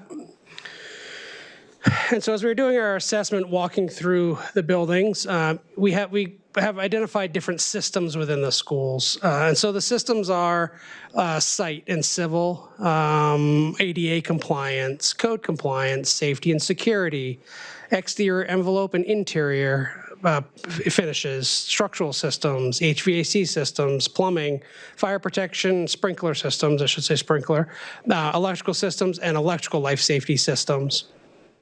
So as we walk through, we break down each school into several subcategories within those systems, but this really reflects on the overall of those systems. So you may have things within one of the systems, and I'll just kind of give an example. Your HVAC system, your boilers may be brand new, but your ventilation system is really poor, as an example. As this is just an example, nothing specific. We weight that into the equation to give you an overall bubble. So you can see the first school there is Amherst. If you look at HVAC systems, which is almost near the bottom, not quite, it's yellow. So it's a fair system. But there may be things that were in good condition. There may be things that were in poor condition. The weighted average falls into what you're seeing up in there. So to explain what the colors are, the blue bullets are excellent condition. So they're things that are new and have the full life ahead of them. Green is good, things that are maybe a few years old and have several years left within them. Fair is yellow, things that are halfway through their lifespan. Orange is poor, those are nearing their lifespan. Critical is red, and those are things that are either at or beyond their lifespan. So what we have done is all the bubbles for each school, kind of highlighted and looked at them and assessed them together. And the schools that are in the most need are highlighted in a red box. So in this particular example, Amherst and Mount Pleasant have the highest needs based on their condition. They have a lot of reds, orange, and yellows. The next tier down is Bicentennial, Charlotte, Fairgrounds Elementary, Ledge Street, and New Cyril. So those have some greens, but a lot of yellows and oranges. And then the remaining schools you can see have lots of greens and blues. So those are in pretty decent shape. So we use this when looking at our options coming up. All right, I'm going to talk a little bit about the programming. So we met with the district, with the leadership of each school, and this programming information is really the reflection of the folks within the school and kind of what they identified as needs. And so these are the common themes. We have a summary of each school as well, but the common themes that we're seeing are additional or larger program and specialist spaces are needed. Updated, accessible, and/or single-user restrooms are needed throughout many of the schools. Safety and security improvements are needed. Storage needs, updated finishes and maintenance needs, and improved HVAC. And then this is a dashboard. Each of these boxes represents each of the schools. And so you can now see kind of how we pulled these themes together. In the green is the themes per school. In the blue are missing spaces that they have identified. And then the current enrollment, and this was as of the time we put these together, the 2025 enrollment at that time for each of the schools. And so you can see Amherst Street needs storage, staff restrooms, and the building could benefit from some remodeling, and additional spaces needed for intensive needs and programs. And so you can start to kind of see the icons on each of these and identify the different key themes at each one, as well as the missing spaces. And this gave us a good indication as to what the individuals within the school were identifying for those programmatic needs. I'm not going to read through all of them, but you can see the information up here on the screen. So these first two slides are all the elementary schools, going into the third slide as well. And then we have them for the middle school, and also for the high school and Franklin Street. Then we get to enrollment trends. And so this is a graphic representation of the study that was done by NESDEC. NESDEC does a lot of the demographic enrollment studies throughout New England for schools. This one was dated in September of 2025. And so this is looking at all of pre-K through 12. And so looking historically, if we take a snapshot of 2018, 2019, the district was north of 11,000 students. School year 24-25, you are about 9,700 students. So we see almost a 1,500 student drop in that time period. Projecting forward based on some of that criteria we talked about, live births and in-migration, out-migration, and other factors, we see a projection of another almost 1,000 students through 2034, 35. So that is sort of what is projected for overall K-12. So then we want to drill down and look at elementary, middle, and high school separately, because that's really where we're going to look at how many students are projected, because then we have to understand the facility and programmatic needs from there. So this graphic, it's a little cut off at the top, but it just says school year where it's cut off on the right-hand side at the top there. It starts to drill down looking at K-5, 6, 8, and 9, 12. So that represents your elementary, middle, and high school grade cohorts. And so we start to look at K-5. You can see where it was in 18, 19. And then you have, I think that says 680 it dropped up to 24, 25, and then projected another 215 going forward. And then if we look at the middle school, we see a drop from the historic numbers till now of about 412 students and 134 going forward. And then at the high school, we see a drop of about 336, but then the greatest drop going forward of about 648. And so this is something that we look at to understand what the need is today with the number of students, but also looking going forward, what are going to be your facility needs as we start to look at these options. Another dashboard that we put together is the capacity summary. And so what we look at was, you can see the number of students in yellow, the yellow box today, or the enrollment that was used, snapshot of 2025. And then the pie chart is to represent, the full circle is total capacity. The dark solid blue, almost looks black on the screen, is the existing enrollment today. And then it looks at the remaining capacity. So depending on how we look at this, and I kind of explained the capacity and that flex capacity that we talked about, that's what these two different graphics are showing. So remaining capacity is really in the yellow. And if you were to do that flex capacity, if some of those programs were to be relocated to other schools, that's where you start to get into where those green lines overlap the dark blue. So it's anywhere between 24 and 38. But if you continue with the same programming, it's really 24% capacity in Amherst. And that means that there's 24% space available to receive students and have room in those programs in that school for that.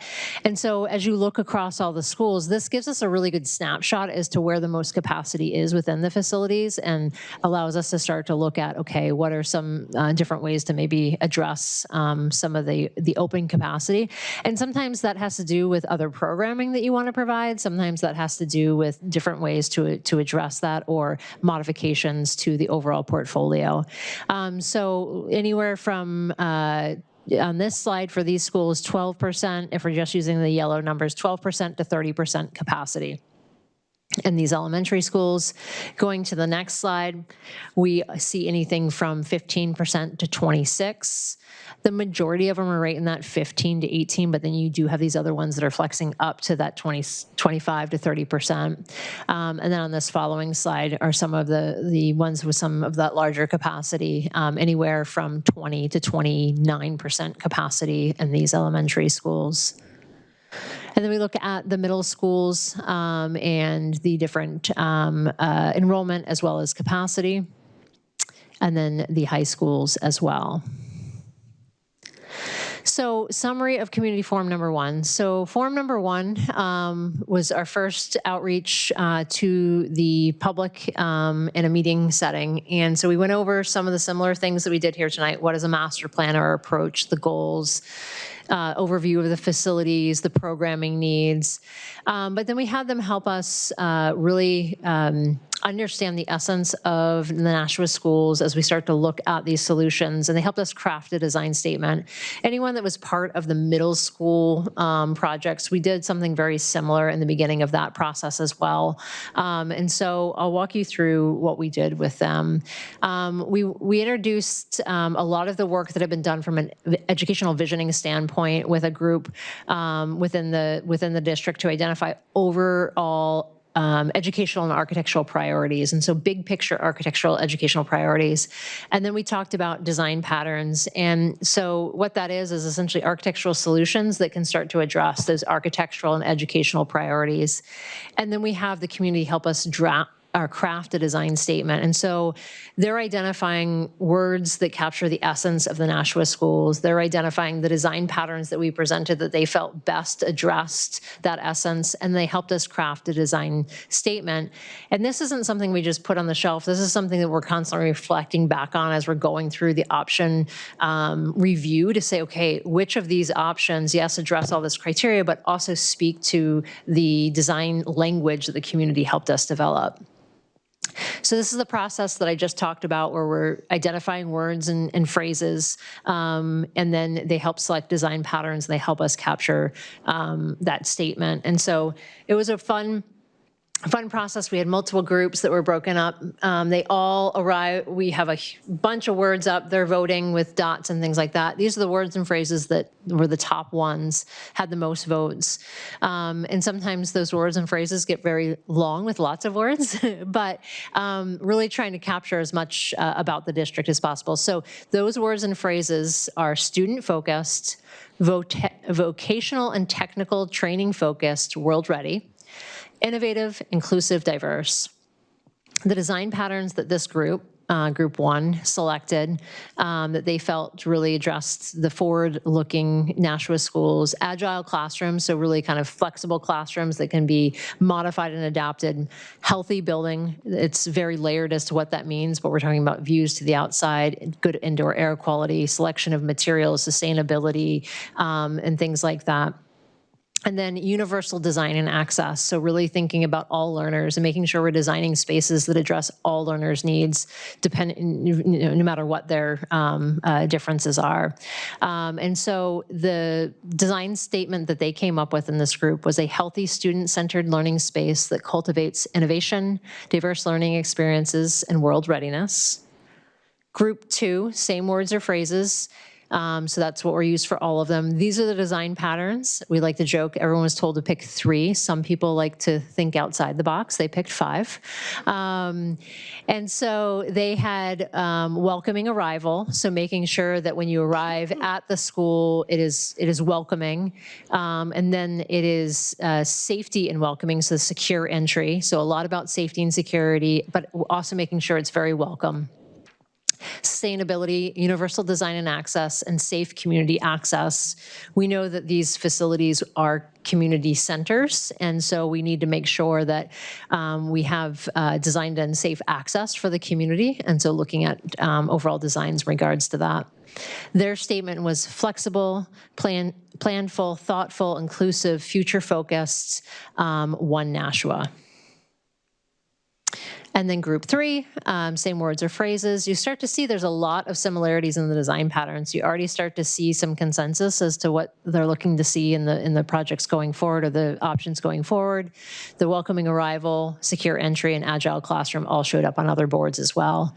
And their statement, where learning through real life simulation creates a future of world-ready people. So then we have the task of really combining all of these, and so looking for similarities in the design patterns, and then taking all the statements and combining them into one that captures the essence of what we heard that night. 2 out of the 3 groups had each one of these design patterns: agile classroom, universal design and access, welcoming arrival, and secure entry. and the combined statement, an inclusive, forward-looking learning environment that sparks innovation and prepares students for the world. So this is what, in addition to all the educational visioning, we look back on as we start to develop these options to make sure it's unique to your district. And when I was talking about those guiding principles, those big picture architectural educational priorities, this is what the group came up with that we met with. And I think we did 3 or 4, like 2 to 3 hour sessions with about 30 or 40 people. And so really robust, engaging sessions. And those 9 guiding principles came out of that.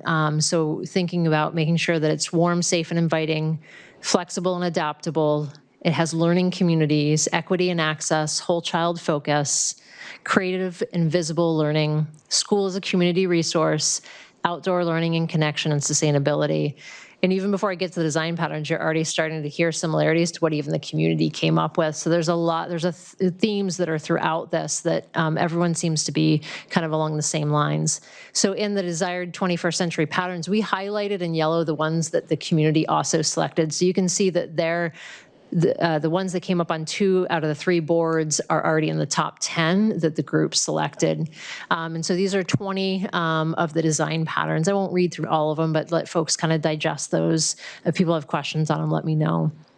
And then the statement that we just read is there. And so this is really, when we say design language, there's a lot of work that went into this by all those stakeholders, but this is what we'll use to make sure that the plan is really looking to address these items that were mentioned. We just use this as a visual tool so it doesn't seem so abstract. Guiding principles are down the left-hand side, design patterns across the top. And so we just highlight which of those design patterns really start to speak to those guiding principles by filling in the colors so you can see what we mean when we talk about starting to marry some of those design patterns to address the guiding principles. So through this process, a lot of the educational visioning and programming really was part of the educational specification. So really what the district is putting together to give us information on what we should be solving for, what we should be designing for.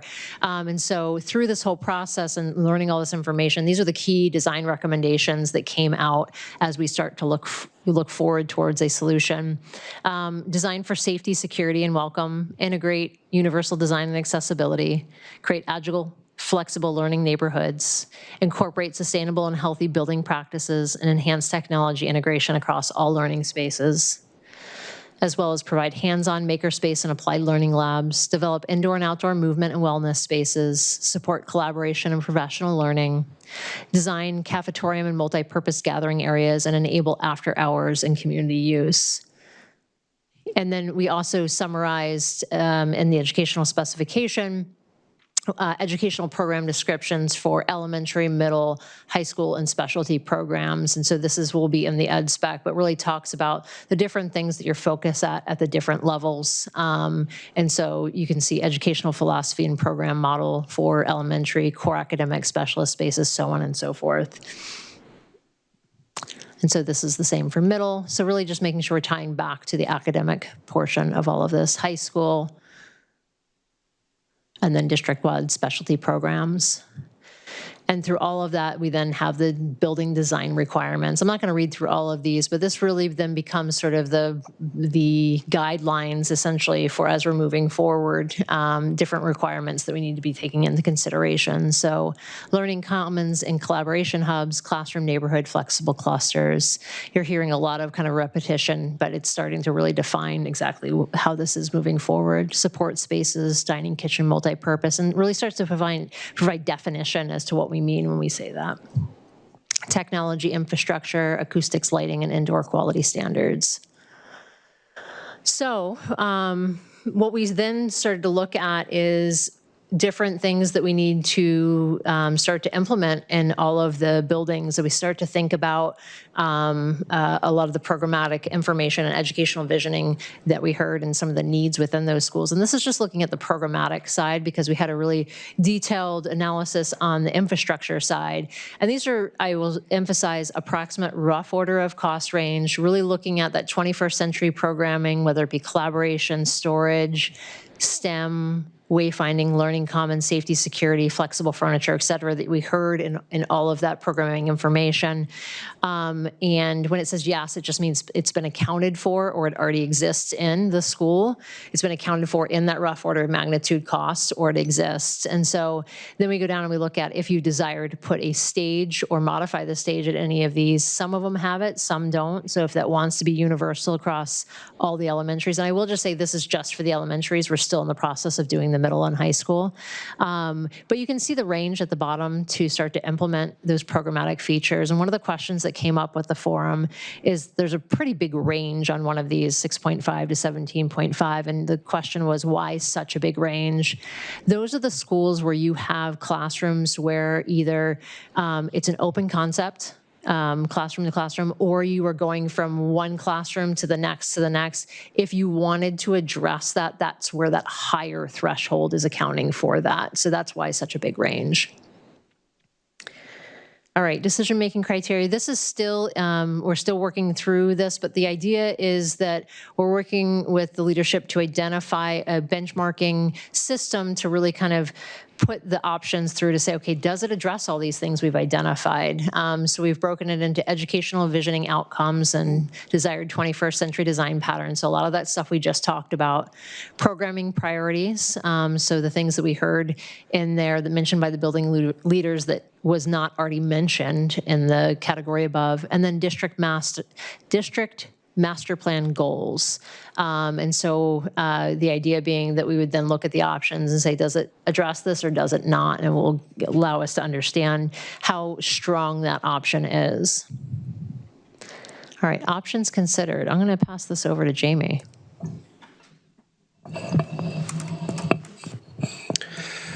So as we were starting to build ideas for options and not only with discussions with leadership, but really taking the data that we were identifying and a lot of the stuff that Lisa just spoke about and the stuff I talked about in the facility assessment section, the age, all those things. These are some of all the parts that really are a host of what starts to inform our options that we're going to be sharing tonight. And I'll caveat that these are just initial options or ideas. We are relying on folks to provide feedback. We'll run through that list where we kind of have making sure that it's fitting all the goals and things like that. But these are just ideas to start talking about. So in this, we're looking at the average age and the original age of the school, the condition assessment, the capacity of each school, as well as enrollment projections, the cost of all the repairs that we identified, location within the district, where proximity to each other, and then the program and educational vision of each of the program. So this is the existing, and we're really looking at elementary schools. We'll hit the middle school and high school at the end of all these elementary school options because they're pretty consistent within themselves. But this is the existing condition, so you can see how each school is configured, K-5, the capacity, the enrollment, and then the approximate square footage and the building age. And then below each one of these options, we have considerations. So these are just things to consider as you're looking at the option. As an example, under the existing configuration, you have 12 elementary schools. They are generally underutilized based on capacity versus enrollment. The ages of the schools vary. Recent renovations for some schools vary from others. Schools are spread across the city, and in some cases, some buildings are in close proximity to each other, others are not. And then the building repairs costs are estimated, again, rough order of magnitude costs in today's dollars is estimated at $94.5 million just about, to repair everything that was identified in our facility assessment. And that number does not consider the program needs. That's what Lisa was speaking to a moment ago when she shared the ranges of costs for potential program updates to each school. So as we explore the options, here's some data to consider. We took the repair costs for each of the schools that are identified under the school column there, and then identified the rough order of magnitude cost of repairs in today's dollars. We also took the square footage of the schools to have a comparison of what that means for each school And the reason we do that is, as an example, the high school is a very large building. And so although it has high dollar value for repairs, it's not genuine to just say, oh, that has the highest needs, because like a roof, for example, on the high school is a much bigger cost factor than it is on some of the smaller elementary schools. So a good metric is to look at the repair cost per square foot. And two schools stood out when doing that. You can see that Amherst is $140 per square foot, and the Mount Pleasant School is at $240 a square foot. And then 5 of them fell into the above 100 but below the 140 threshold. You can see those. It's Bicentennial, Charlotte, Fairgrounds, Ledge Street, and New Searles. And then the remaining schools were all under $100 a square foot. This again reflects back on that program cost. So when you're considering work at one school, you're not only considering the facility repair costs, but also the programmatic additions to costs needed for those schools as well. So this is a high-level summary of all the options we came up with, and we'll get into detail in a moment, but wanted to quickly outline what they look like here. You can see the existing we just talked about across the top that maintains all of your existing schools as they are. Option A starts to look at just providing the repairs that are necessary within as they stand today. You can see that most of the yellow bubble, which is repairs and program updates. And then a couple of the schools have had pretty recent updates, and those are, and again, this is elementary schools, not the middle schools and high schools, but Birch Hill and Maine Dunstable, which were recently renovated. They still have needs that are going to continue, maintenance and upgrades that are needed. Not every single space within those schools was addressed, and so future projects may unfold that it needs a little further refinement to finish those up. And then B starts to close schools. So you're looking in this particular example, again, based on the criteria that we were talking about at the beginning of when I started to speak on the options decisions, Mount Pleasant and New Searles was proposed in this option to be closed. The other ones are all maintained as they are. And then those student populations from Mount Pleasant and New Searles get redistributed to the remaining nearby schools, and that arrow kind of tells where they go because you have some capacity. Option C looks to close Amherst and Mount Pleasant, and it builds a new, we call it New North School, because those two schools are in the northern part of the city. And so that New North School is an elementary school that houses those two schools that are closed. And then you renovate, repair, and do the program updates to the remaining open schools. Option D goes a little further, and we're kind of building on these for people to consider. So option D goes a little further. It closes Amherst and Mount Pleasant and builds a new North School, and then would close Bicentennial and New Searles and builds a new South School, and then repairs to the remaining schools. And then option E closes Amherst, Charlotte, and I'm trying to pick the ones that close the same school, Mount Pleasant, and that would go to a new North. And then the Fairgrounds, Ledge would be closed to become a new Central School. So the green is a new build. Okay, and then, so here's option A, getting in a little more detail of what that looks like. It talks about what the existing capacity is and what the existing enrollment is, but then it also looks at where enrollment might go. In this particular circumstance, they all stay in the same populations, assuming there's no movement of students. But in some of the further options, you'll see that as you start to move students around, the enrollments would change per school. So in this considerations for this project, this option is all existing schools remain. They're open and potentially underutilized. Does consider building repairs, does not consider program improvements in this particular cost that's identified here. This is just, oh, it does, I'm sorry, I read, I don't wear my glasses today, I'm sorry. As it does consider program improvements, thank you, Lisa. So option A, a rough order of magnitude estimated cost is somewhere between 170 million and 220 million to address all the program and repair needs in option A. Under option B, again, closing those 2 schools, Mount Pleasant, New Cyrils, and then redistributing the population to the other schools. So closes 2 schools, enrollment at the remaining schools absorbs students from the closed schools to better utilize capacity, and again, does consider repairs and program. And then that closes, so it's closing 2 of the older schools that show up poorly on the matrix for the facility condition. And there are also 2 of the higher cost per square foot repair costs needed. Consideration for redistricting bus routes, walking students, but you would operate 10 schools, elementary schools in that setting. And the approximate rough order magnitude cost for that was 130, 175 million. And just to be clear, this is just programming repairs. This doesn't take into account anything beyond that.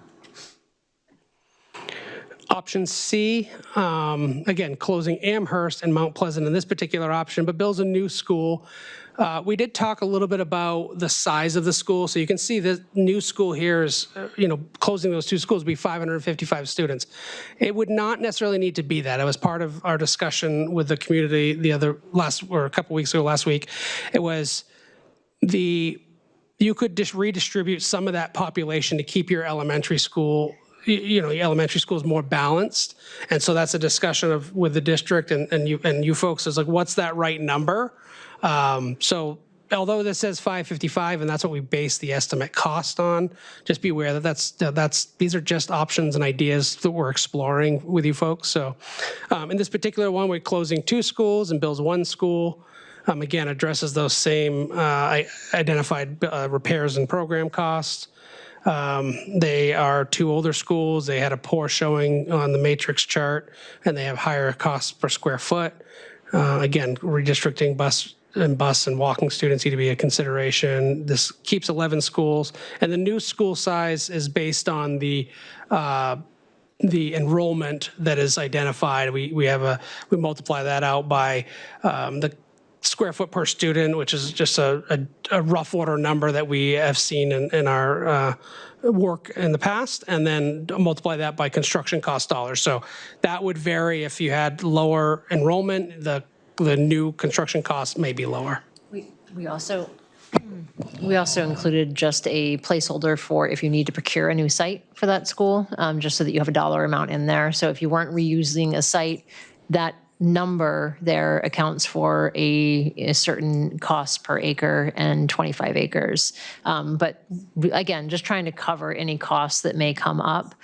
Something else to just think, sometimes you think about why would you close schools to build a new school? You want to compare how much you would have to put into those existing schools from a dollar amount versus how much it would be to build the new school.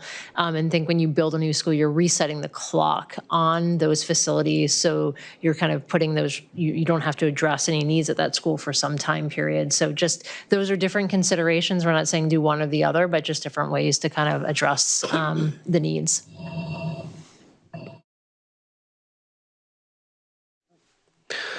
Option D, again, is closing 4 schools, and it's distributed between a north elementary school and a south elementary school.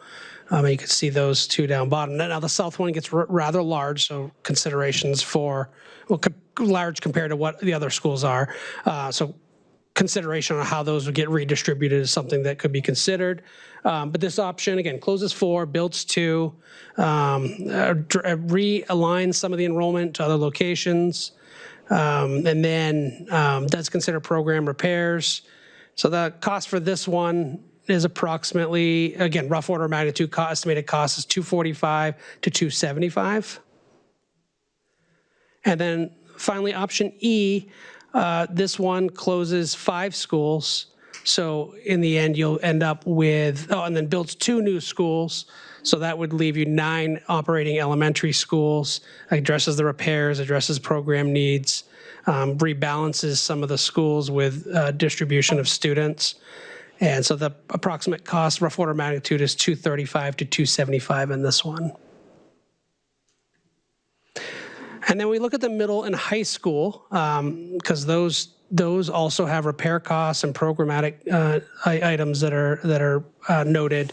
Although we haven't done the program side of this. So you'll know on the right there has an asterisk that says does not include program costs. So these are just the repair costs in this particular circumstance. And we are continuing to work on the program side for these 5 schools.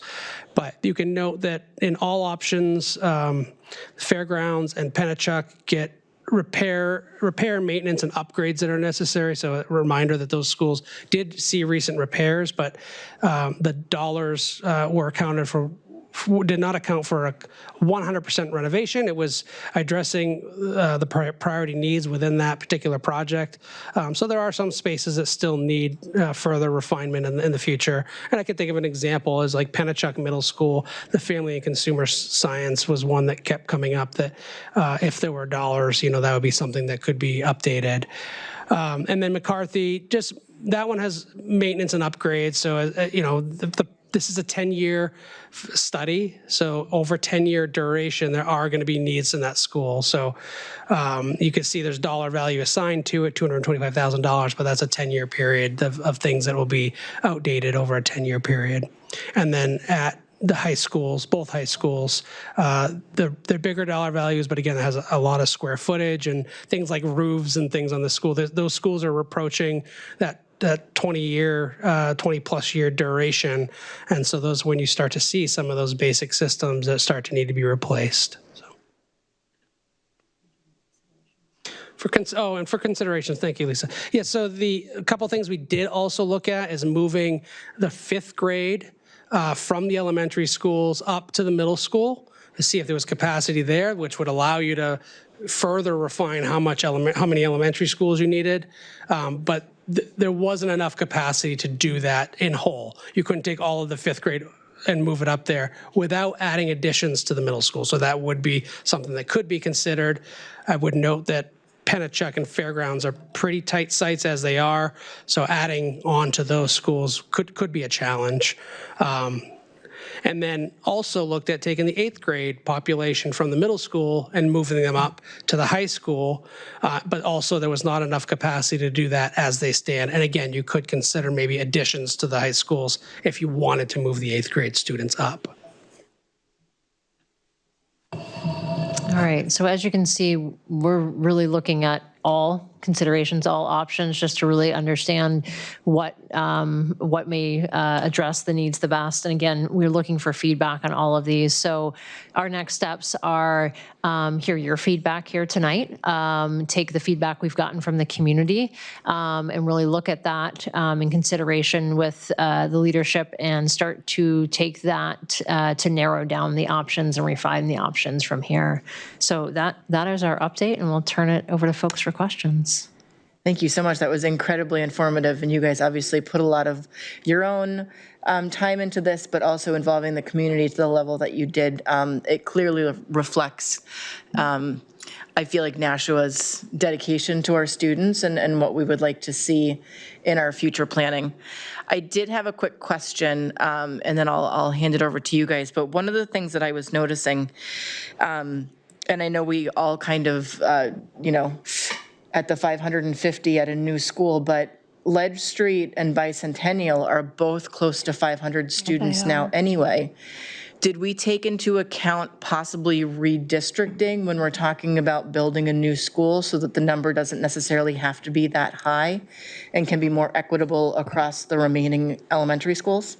I think that's what we want feedback on. So if there is a number that we want to kind of get the different schools toward, not go above, that's definitely something that we can look at. Because I know when we were talking about the middle school project, there was a certain number we were trying to get all those. Exactly, yep. Right. And so if there is that number, by all means, we would like to know what that is, and then we can show you how to look at what that might be, or if there's a ideal, don't go above this number if possible.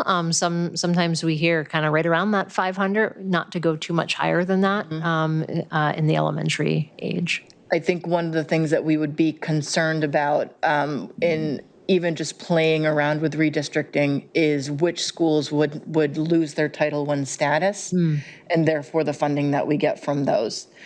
So I think when we're talking about this as a big concept, those are things that we have to also keep in mind, is there is some funding that will shift for us if we don't honor kind of the neighborhoods that the schools come from. But if we're building a school that can meet the individual student needs, even at 500 students, as we are doing at Ledge Street and Bicentennial, if that's something that we're comfortable with, just keep building that capacity to meet that need. It's just, we're very interesting with our elementary schools because they vary quite a lot based on the neighborhoods that they come from. But anyway, I'll open this up to the floor. So I see Ms. Gilio with her green light on, so. Yeah, I put my light on. First of all, I'm not a poker player, so you probably noticed me making faces during your presentation. And so I want to start with the thing that you said that made me happy, and that is that it wouldn't work out to move 5th grade to the middle schools. I worked for 19 years in a 5 through 8 middle school. It was not good. And the district I left no longer has that configuration. They actually have a 5-6 middle school and a 7-8 middle school. Okay. So I was glad to hear that wasn't in the works. And also, I can't envision 8th graders going to the high school. I think, anyway, as an educator, I'm a retired educator. I know we have a couple of elementary schools now that are close to 500 capacity. I don't think that's ideal at all for elementary schools. And lastly, I've gone to several Board of Aldermen meetings, and we're part of a big city. We just built a new school and renovated a bunch of schools. We have a library that is falling apart. We have all kinds of needs in the city. I don't know why or where we expect to be able to get money to construct any new schools in the next 5 to 10 years. And maybe I'm just being naive, but those are my reactions to, I appreciate all the hard work, and it's amazing. I mean, who knew all this about all our schools? And I appreciate that, but I had to share my reactions, and thank you for listening.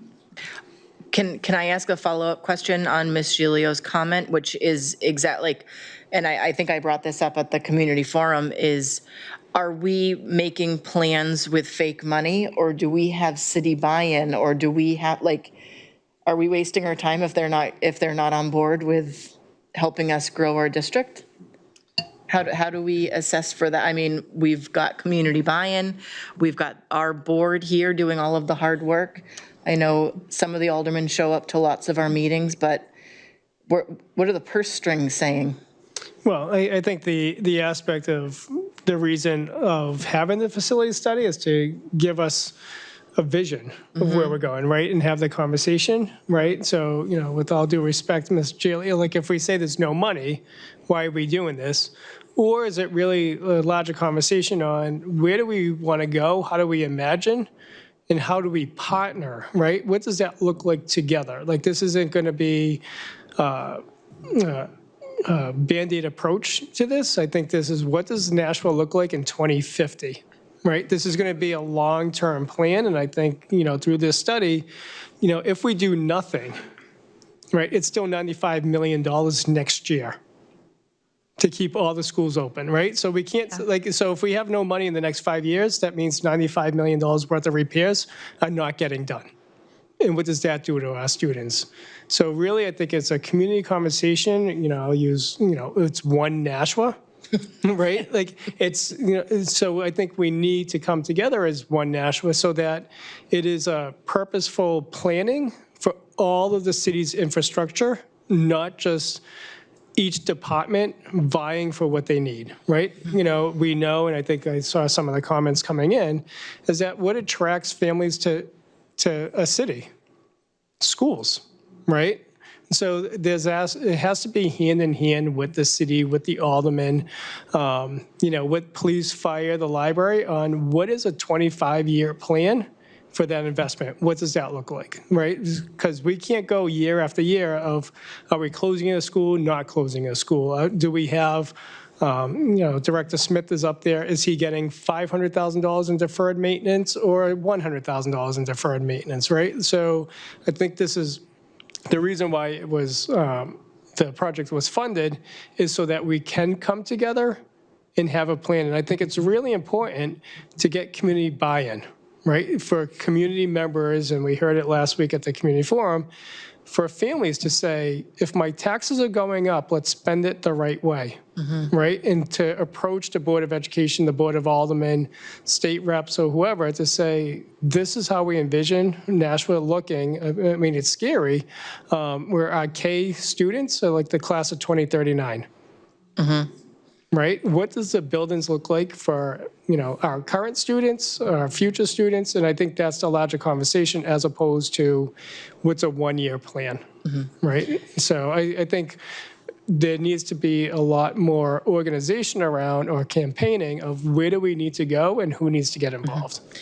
And I think a key element that I was not expecting to hear at the community forums was everybody who was a taxpayer in there was saying, if we're going to invest any of our tax money into anything, we want it to be the schools.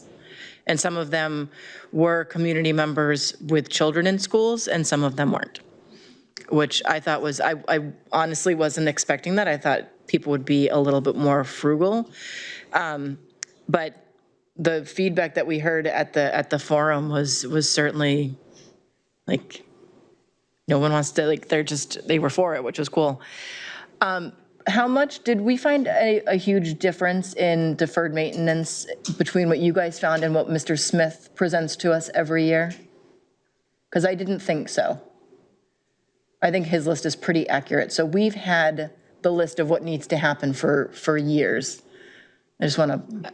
I think his list is fairly accurate. I would say what isn't accurate is the amount of money that we get every single year to actually cover the repairs. I think what I'm doing is highlighting, like, we've known the $94 million for a long time, and I think we've been advocating for it. So we've been sharing with the people that we need to share it with that we need to be investing not just in building our schools, but in maintaining them. Go ahead. Yeah, Mr. Smith and we shared the report with Mr. Smith, so he has that list, and I understand that he was able to utilize that also and compare as we did as well. I also just want to note that $94.5 million is 2025, and that cost does escalate, every year. So just something to keep in mind as well. Yep. Mr. Salvi and then Ms. Lampier. Thanks for taking my question. My question is related, definitely this is very detailed, which we are seeing it. I'm seeing it for the second time. I was in the community forum as well.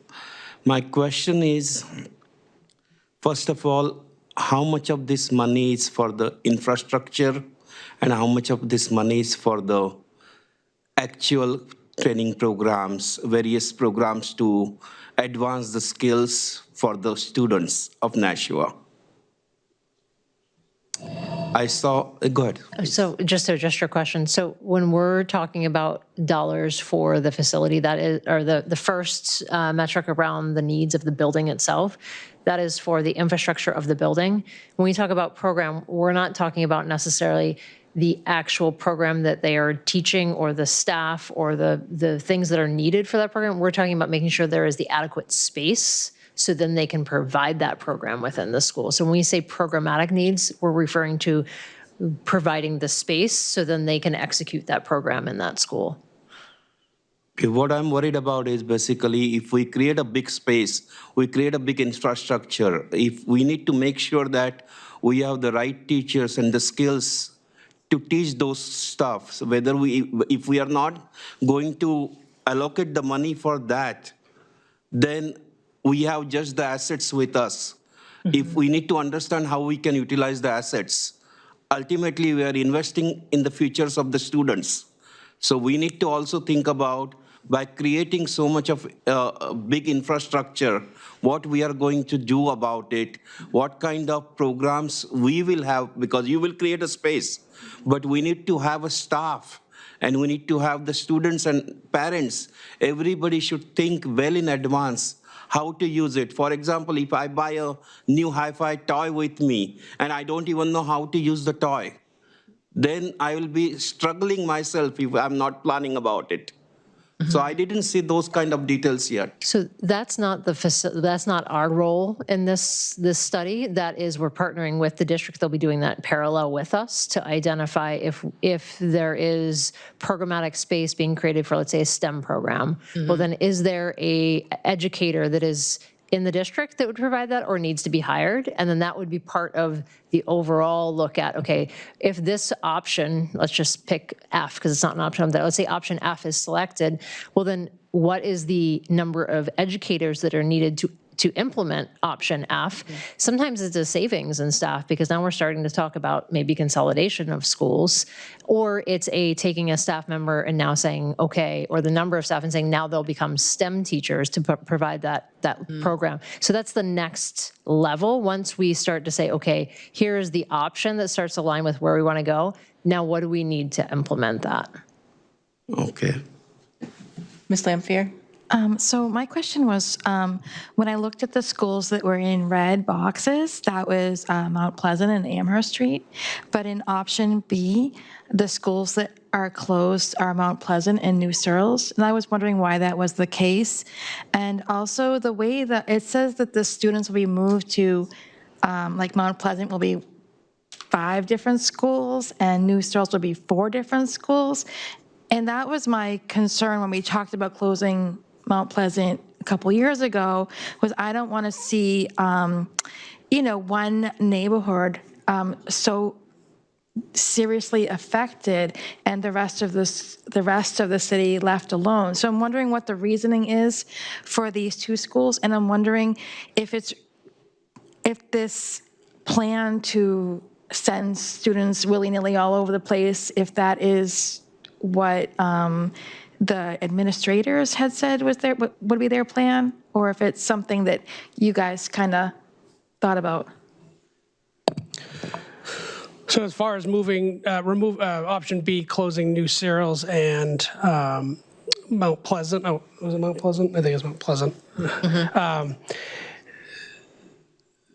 Those 2 schools have a proximity to each other, and they both have certain needs. It's one option of 2. Like the second one we was looking at, there's one that's Mount Pleasant and Amherst, right? So B and C are just different variations, but I think the one for B allows the capacity in the remaining schools to stay open, allows for a transfer of students in nearby schools. Oh, so you don't want to close Mount Pleasant and Amherst Street both because they're so close together? That's what you're saying? In option C, that does do that. Yes. Looking at various options for consideration. And option B, though, New Searles is also a high need repair cost school. And so that school has the right amount of population to allow to redistribute within nearby schools. So when I was talking about earlier, we were looking at like the proximity of the schools within the district. Okay. We tried to consider that in the equation. And C kind of does that too, except it's building a new school. There wasn't enough capacity in the other schools around to move the schools from Amherst and Mount Pleasant. Okay. All right, thank you. Mr. Johnson? I'll just add too that we're putting these up here for consideration, so we want this feedback. If there are things that, raise questions or concern, that's what we want to hear so that we can understand and have a better idea as to the implications of some of these. Okay, thank you. Yeah, I think it's important to note that we created these options, but it's not our option, it's your folks' option, right? Yeah. And so that's why we need that feedback, because we're coming up with ideas. And you folks may have one that's completely different, and we would welcome that too. Well, one of the things that I had wondered about is if we have to close one school or more schools, can we redistrict the whole city so that it's not just one neighborhood that is having to deal with the change? So thank you for answering my question. Mr. Johnson? Yeah, I was going to say that falls on us. I mean, I think no matter what plan we look at, or even if we modify these plans and come up with something that we think works, we need to redistrict. I mean, we're already past the point of needing to redistrict. You look at the number of students in New Searles and Bicentennial that are both in the same area. That's insane that there's over 200 student difference between those 2 schools. And that just shows that we're way past the point where we need to redistrict our schools. Ms. Lopez?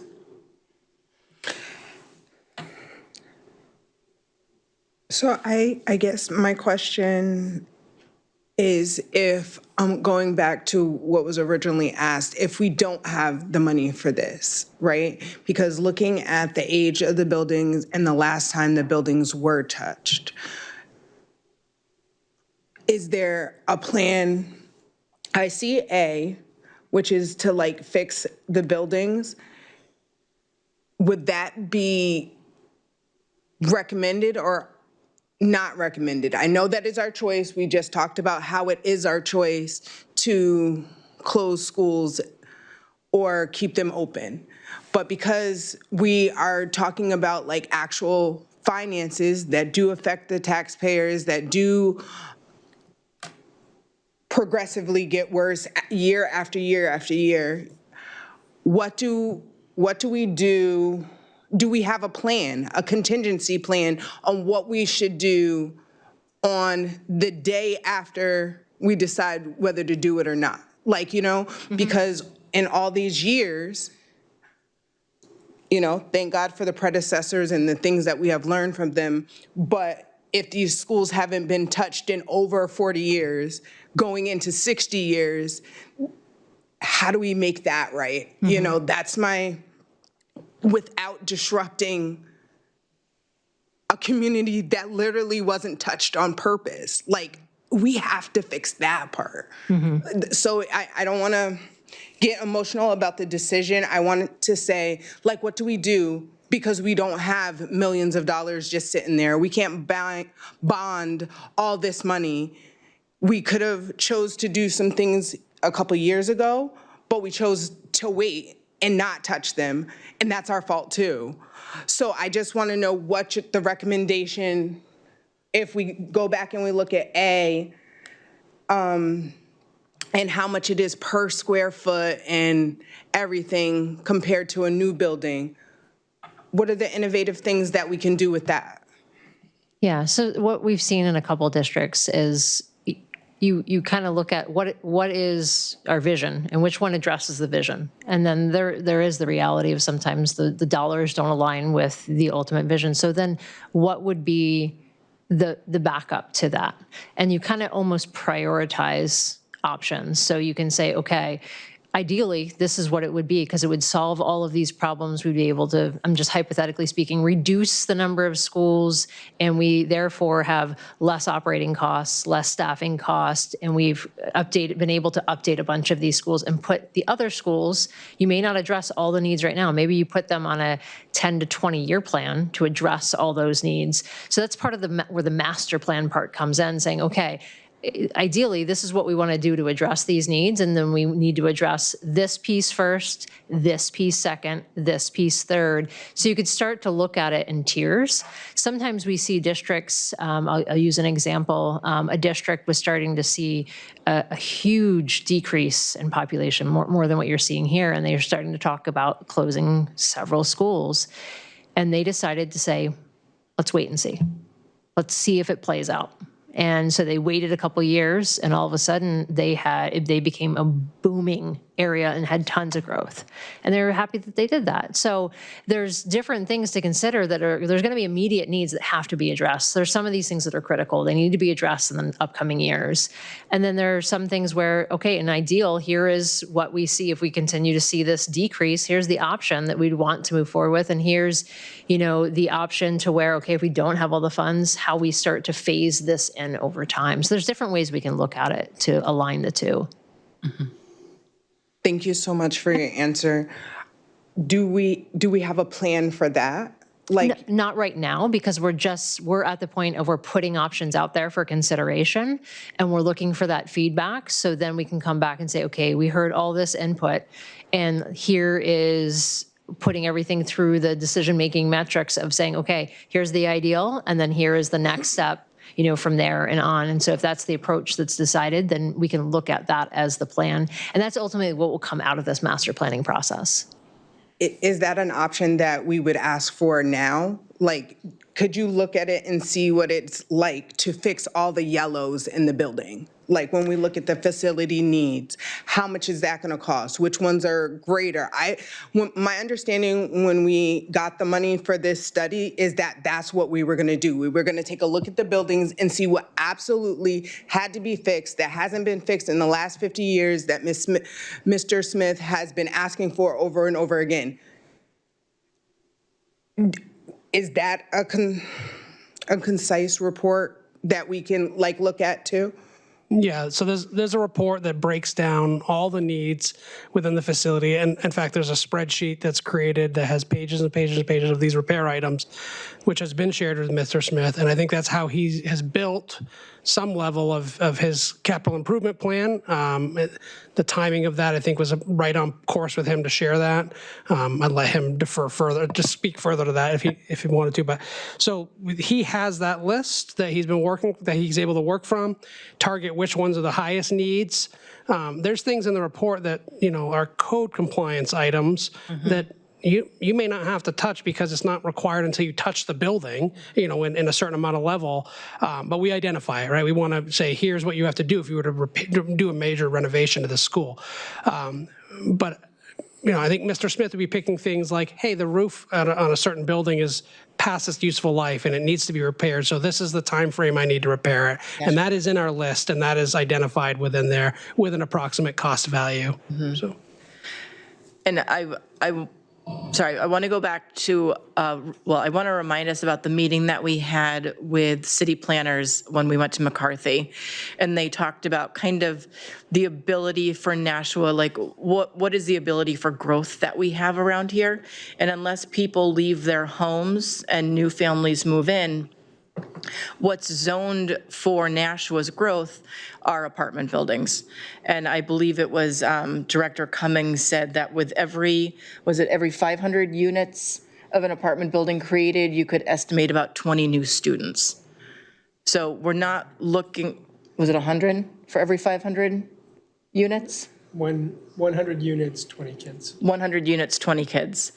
So if we're looking at the growth that we've seen in Nashua in regards to the apartment buildings that have been built now, there's not a lot of space for more, but we can ask the city and say, with this open space that we have, if we built housing units versus apartment buildings, like they can project what the growth is going to be, and they presented that to us at that meeting. And I think from what I remember, what they said is even all of the buildings with the open capacity that they have, if we built up every available space in Nashua with apartment buildings, we still would have space for all of the students. So I think we would love to assume that we're going to become that booming city where there's a huge shift in demographic. But I think what we have for information in front of us when we're talking about facts and data, the facts and the data that are in front of us are not showing us that we're going to have a huge shift in demographic population. So I think we just need to be, if we're going to be making plans about things, we need to base the plans on the information that we have, not. I just want to add that the enrollment trends from NASDAQ did meet with the city. Right. And they took into consideration the current projects and future projects that are over the next couple of years to come up with the projection for 2034. So there has been some work with the city, but I think there is some, in 2018, there was 11,000 students. In 2034, they're saying 8,700. I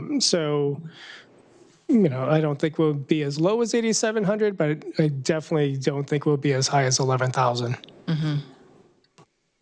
Ms. Lampier?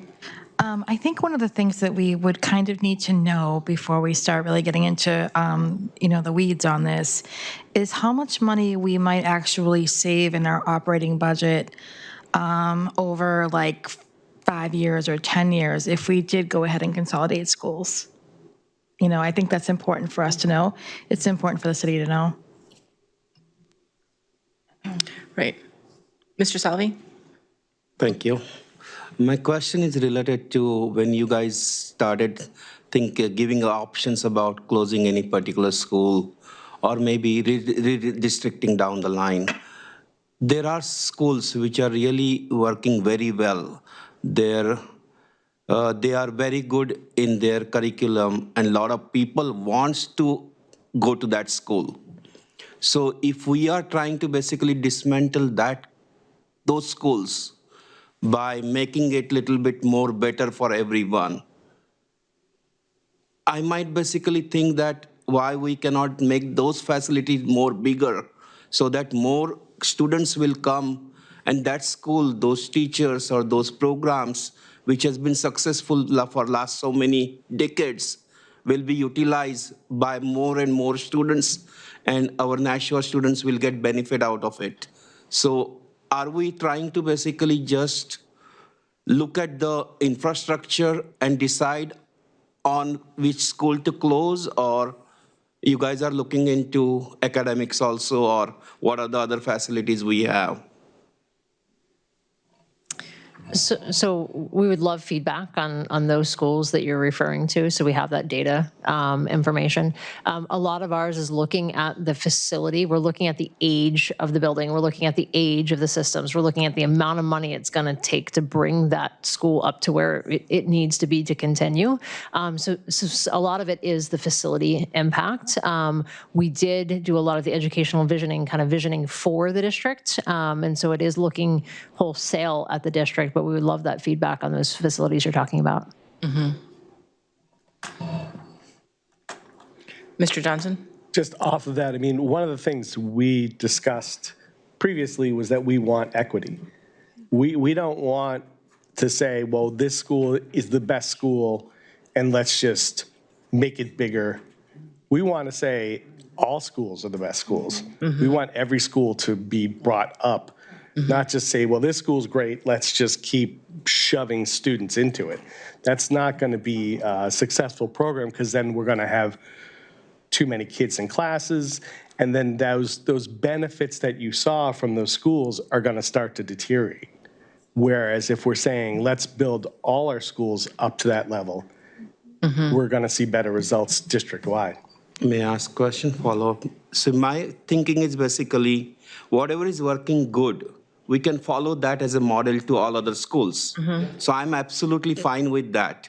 But whatever is working good, if you try to basically break it and try to make so many changes at the same time, there is a possibility that we might not going in the right direction. So take the good example of whatever the schools are working well, give the same setup, same curriculum to everywhere, try to find out basically what is not working well with some schools. Infrastructure is something we cannot change because it's there. You see apple and oranges. If some HVAC problem is there, or plumbing problem is there, or electrical problems are there, or school design is not up to the mark, yes, we have to fix those things. I agree that all schools should be same, but we have to take some model schools and try to follow that everywhere. But school which is already good, we cannot punish them. We want them to also get, oh, you did a good job. Let's do something also good for you.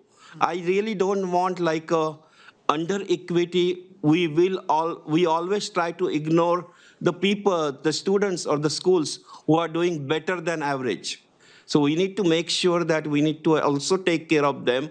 And as an equality, we need to take some good thing from those schools and try to apply it everywhere. That is what I would like to say. And just to clarify, all the schools do have the same curriculum across the district, so that is a constant currently. And I think we do need to acknowledge that there are huge demographic differences between our 12 elementary schools, which I think to Ms. Lopez's point, I think that's, we need to consider that in making sure that there is equity and making sure that everyone has a really nice building to go to, and that those factors are considered in any redistricting and renovations as well.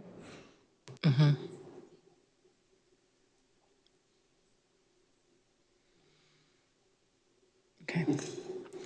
Yeah, and I don't think that takes away from the schools that the students are, the families are feeling that there's a large benefit coming to them. We want all of our families to go home at the end of the day and say that my kid just got the best education and I'm proud of them. And I think we have the opportunity right now to to create positive momentum and growth to meet neighborhood needs that may be different from other neighborhood needs, but be able to provide that opportunity for every student to be able to explore what they're interested in, and have the same, same access to success.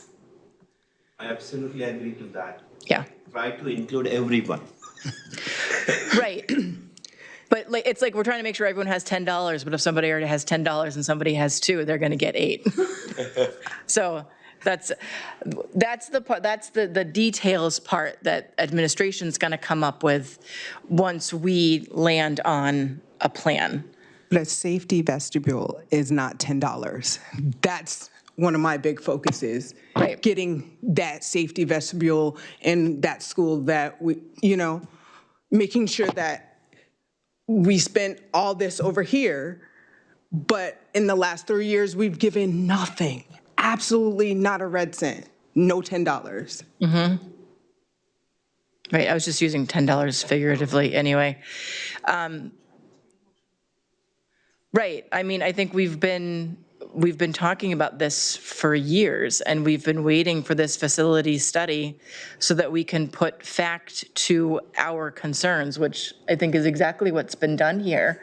And I think it's in such a clear and concise way that we can make a decision as a Board of Education and then use our resources to advocate for it. I was just in a meeting the other day, and sometimes I forget kind of the power that we do have within our groups.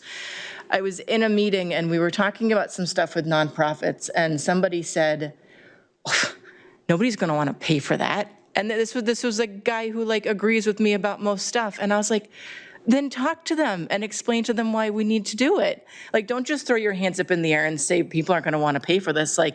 If this is something that we believe in and this is something that we want to happen, then we need to advocate for it and not leave it up to other powers that be to decide for us, which is why we were given this project and we were given this responsibility. So if we advocate for it, we can't say that we didn't try. Ms. Lampier? Yeah, I was just wondering, it's getting kind of late, and I was hoping that we could hear from some of the audience members maybe on what their thoughts are before they start leaving. I don't know if we've answered if we've all asked our questions. I don't know, does anyone else have any more questions? Huh? It's not time for, but did everybody who signed up, is it in regards to this content? Okay. Do you have a? Oh, sorry. The eyes in the back of my head aren't working today. So Dr. Scarpati mentioned how the curriculum is constant for all the elementary schools. And if there isn't really a discrepancy in the opportunities given to each student, in what way is one school seen as better than others? Is it the quality of the school building, extracurriculars, or what is it really there? I would have to say it's probably socioeconomic status is what makes the difference between the schools.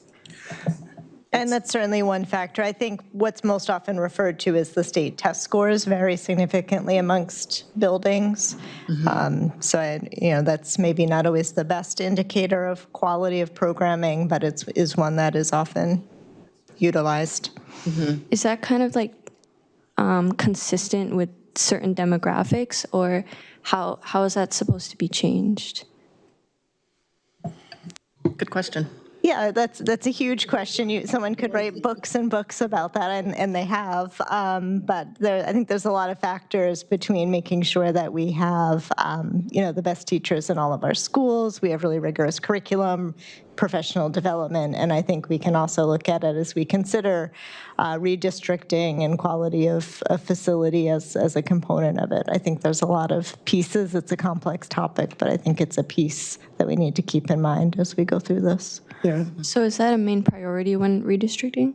It would, when we looked at the middle schools, we took that into consideration.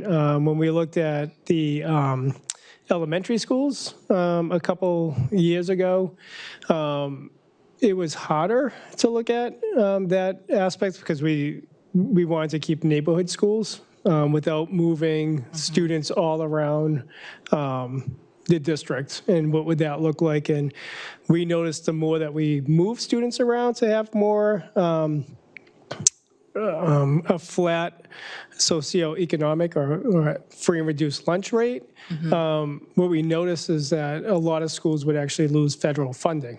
So like the more that we move students around, that was hard. But, along your question, we have a huge, the diversity of this city is a blessing, right? I think it's a strength. But we have a huge range of diversity. So you can look at the students at, say, Ledge Street, right? Which is like 80% free and reduced lunch. And then you look at Bicentennial, which is about 10% free and reduced lunch. Like, that's a big difference. And even though, to Dr. Scarpetti's point, they're all using the same Tier 1 instruction. They have the same access to the same books, but the students at Ledge Street are needier than the students at Bicentennial. And then are we putting the right supports in place at Ledge Street so that all students can have access to that? So that's where it gets a little more complicated. We have about 23% of our students are ELL students. We have another 24% of our students that are special education. Some schools, it's higher than others. And so that's where, what does the demographics look like? So it gets a little more complicated, but we will look at that in redistricting. Thank you. Thank you. Mr. Johnson? And just to build off that as well, also what you're saying is, one of the things we've seen recently is the PTOs, where, like the Nash Casino, where they're getting tremendous amounts of money from the casinos to improve those schools, but not all schools have that equal balance. Not every school has a PTO that can fundraise, that can get contributions like that. And unfortunately, it throws off, the equity between the schools, because some schools have more abilities to generate these funds where other schools are lacking, and something that we need to address. Right. Is the way that funds are allocated kind of depending on how they're able to raise funds themselves? No. Go ahead. No, that's a simple, no. It's a simple, again, it goes back to, it's a free and appropriate education. So, in a couple of weeks, we'll be looking at our school budgets. Like, we'll be presenting our budget that's approved by the Board of Education, the Board of Aldermen. So we'll get a bottom line number. And you'll hear in a couple of weeks that, especially at the elementary level, do we need to start investing in one elementary school more than another elementary school? So sometimes fare is not going to be equal, depending on the resources that they need. But it's nothing to do with fundraising at each school or how much they can bring in. Okay. I'll just add, I think what gets challenging with the fundraising piece is what we allow the PTOs, PTAs to actually purchase, and what we as a district are purchasing and supporting through our operating budget or through various budgets, right? One of the pieces last year that we invested in our budget was some of the touch panels, right? Not all of the classrooms at the elementary level have touch panels. Some of the PTOs potentially have gone ahead and supported purchasing some of that equipment.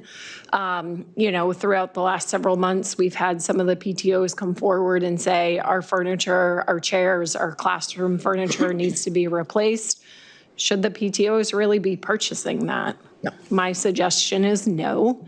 We should be supporting that as a district and as a budget.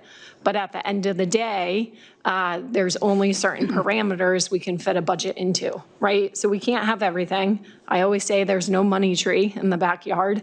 ESSER is gone. And I think we truly need to look at our overall student enrollment, the makeup of the students, and make sure we have the right support in place. Ms. Julio? I have two questions, first for the presenters and then for Dr. Andrade. This is so much to take in, and I can't even imagine where I'll be in 2034. And I don't want to talk about it. But anyway, What I want to know from the presenters is how long before you're done with the study? Because you said there were still some things you're investigating for the middle schools and the high schools. And do you have a time frame when you think you're going to be presenting the final product to us? We don't have an exact timeframe. We're essentially going through the process of making sure we're collecting all of the pertinent data and getting all the feedback that we need to arrive at the best solution. I think we probably have a few more months to wrap all this up, but probably not much more longer than that.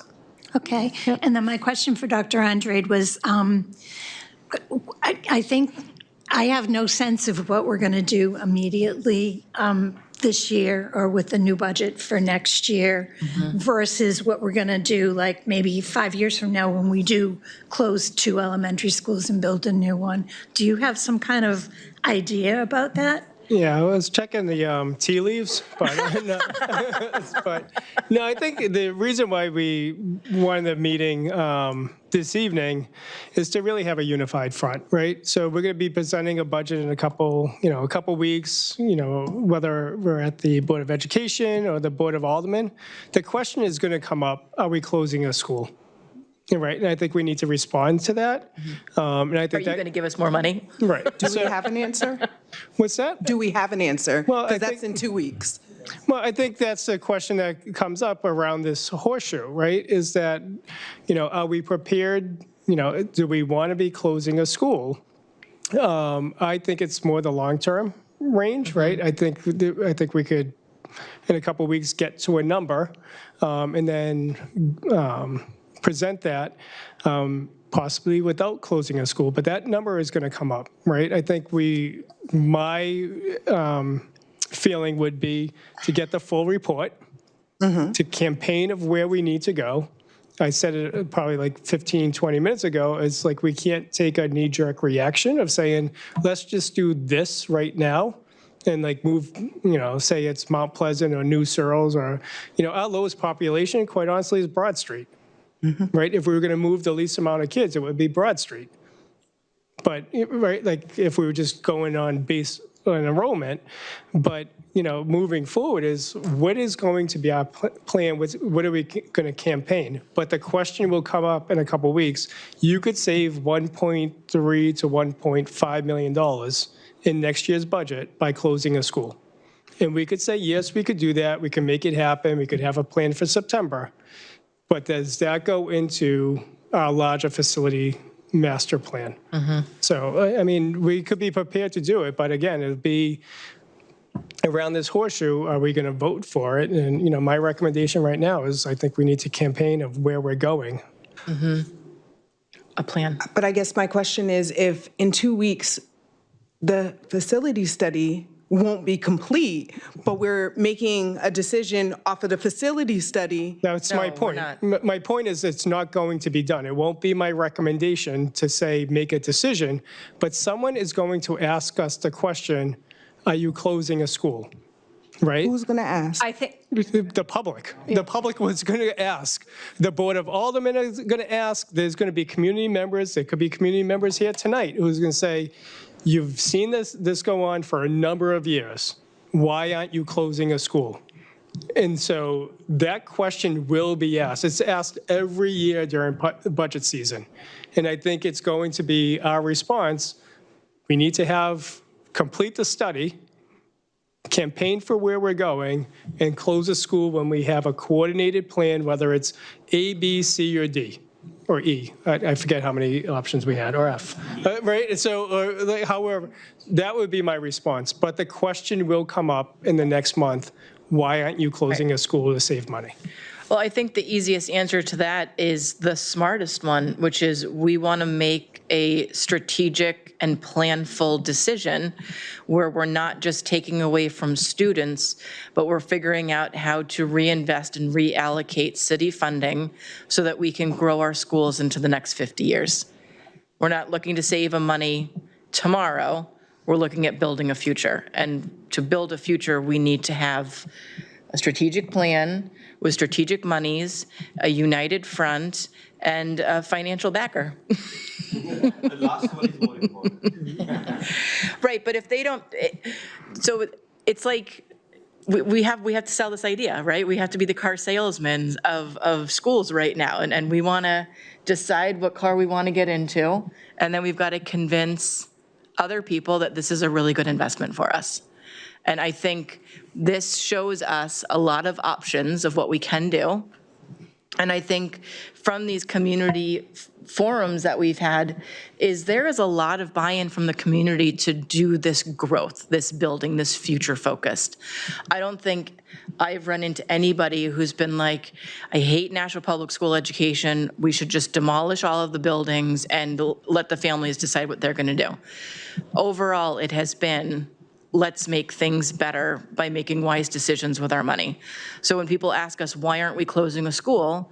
Say it's short-sighted, it's not planful, and we don't know if it's going to be the best cost savings. Can I just add? No. Thanks.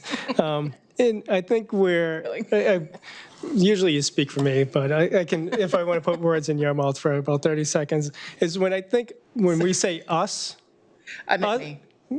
Well, us, like I see us as Nashua as a community. Right. It's just not the Board of Education or the school district, right?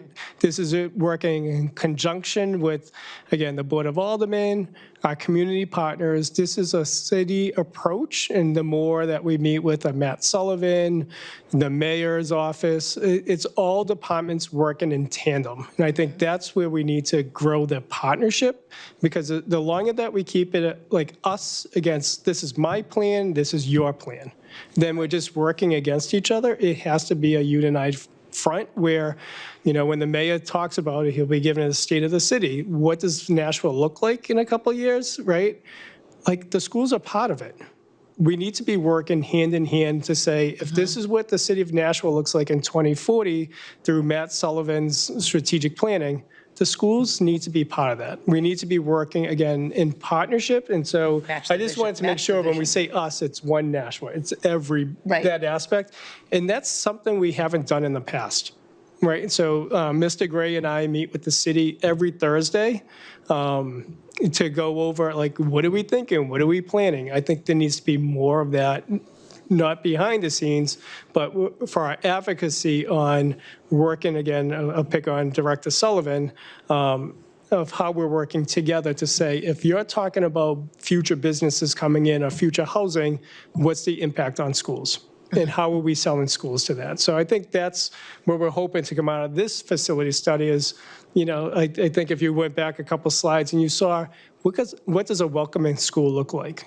Right? What does this security? Like, you saw bright, vibrant colors that are going to attract families to come back, right? When we built McCarthy School, we had 25 students, like, on the first day that it was open, coming back from charter schools, right? So the more, or we talk about open enrollment, keeping it small at the beginning, if we're investing in our schools, and other communities are not investing in the schools, guess what's going to happen? They'll come here. We're going to start being more attractive. We're going to be the field of dreams of Southern New Hampshire. We build it, right?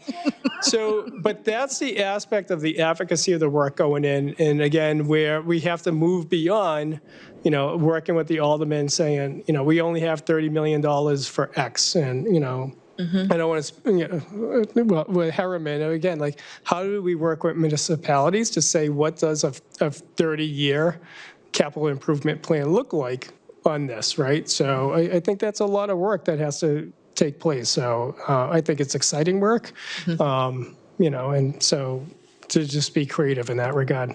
Ms. Lampier?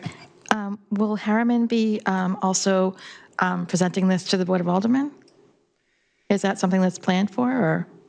I think the next aspect, I'm thinking the JSSBC at some point, but I don't know exactly when their contract, but the more that we can have Lisa and Jamie, they'll become Nashua residents as opposed to, right? We might have to get them a timeshare or something. I thought Jamie already was a Nashua resident. But I think it's the more we can do this and more questions, the better. Yep. Yeah, just let us know how we can help and where we can present, and we can figure it out. Perfect. Just a quick question, sorry.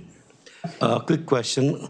So if we are going to close any ABC school, whatever it is, but the thing is, parents will ask a question, how long the commute will be for my kids? So do we have any kind of assumption that commute cannot be more than 45 minutes? Or do we have any kind of a thing? We don't have a policy in regards to how long the bus rides can be, but I think our goal, and when we talked about this preliminarily, I think most of the board probably wasn't here, but the board of us that was here, it was really important for us to make sure that kids had ample time after school to play with each other, and that they were able to get to each other's houses without a lot of parent planning, like kids playing in the street, riding their bikes, playing basketball. We wanted to create an elementary school opportunity that got them home so they could enjoy their homes, enjoy their friends, and enjoy their family time.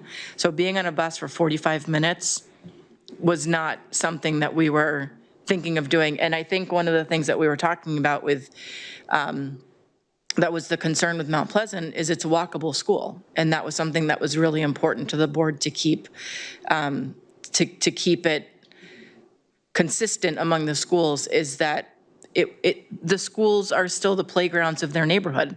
We want it accessible, we want it easily gotten to.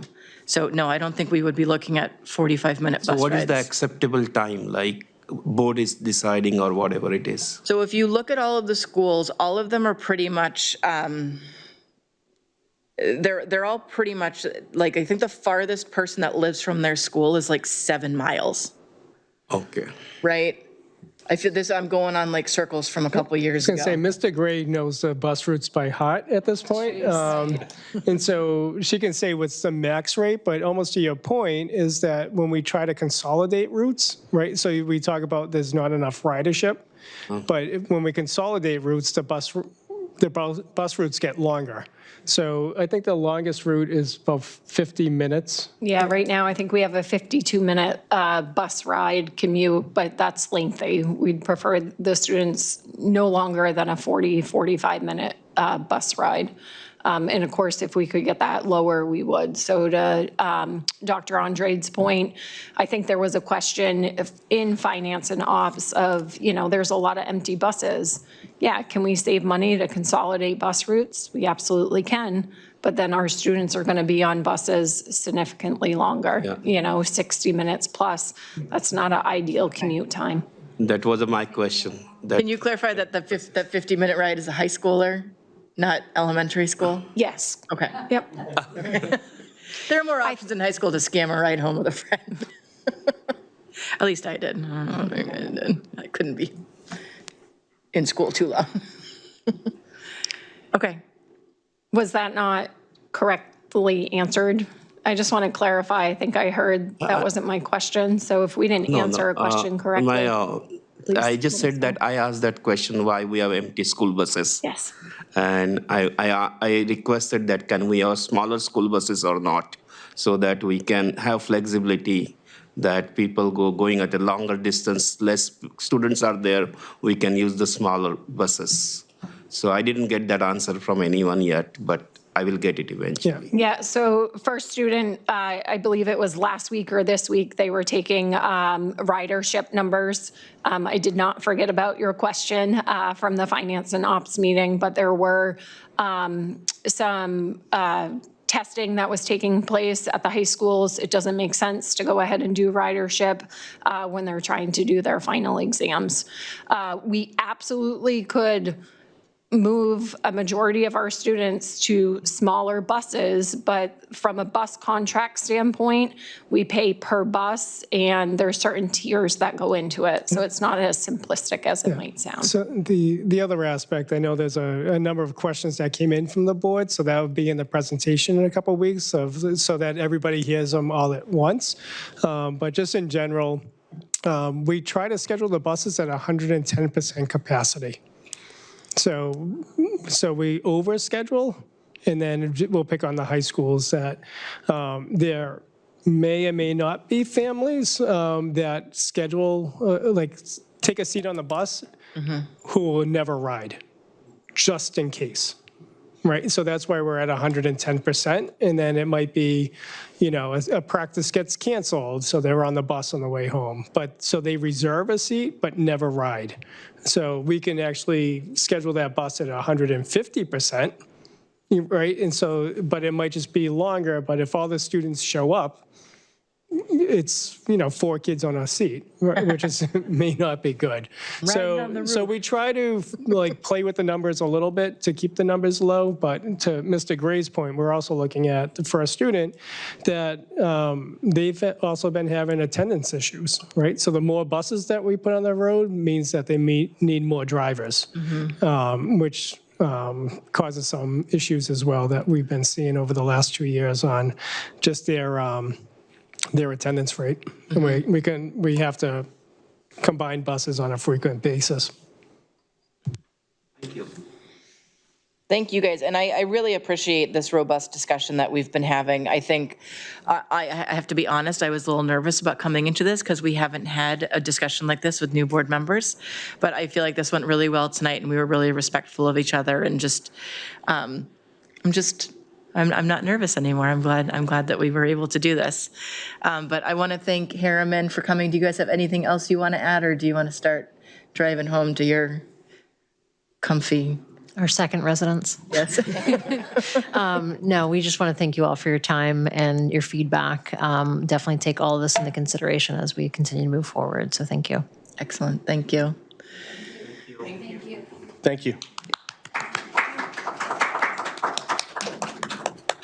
Okay, so this brings us up to our liaison reports. We didn't have JSSBC. I was trying to be ready, sorry. What happened? She got up to grab the list. Oh, too quick. So I don't think we have any liaison reports. JSSBC, did we have JSS? I don't remember. It's 100 years ago. They're almost done with everything. To quote Rick, they are on Remember if it board. was the snow or, it was before the snowstorm, so yeah. I think But I don't think. it We're was on just- track it and was- under yeah. budget, right? Yeah, it was just the basic, it was just really approving Right. invoices. It was like It was really- $174,000. It was like a 7-minute meeting, Yes, so, that's probably why I don't remember it. yeah. That's why I never. So really short, not much to report. Okay. Before we go into public comment, I just want to remind everybody to take a look at the bottom of the agenda to make note of when the negotiation times are.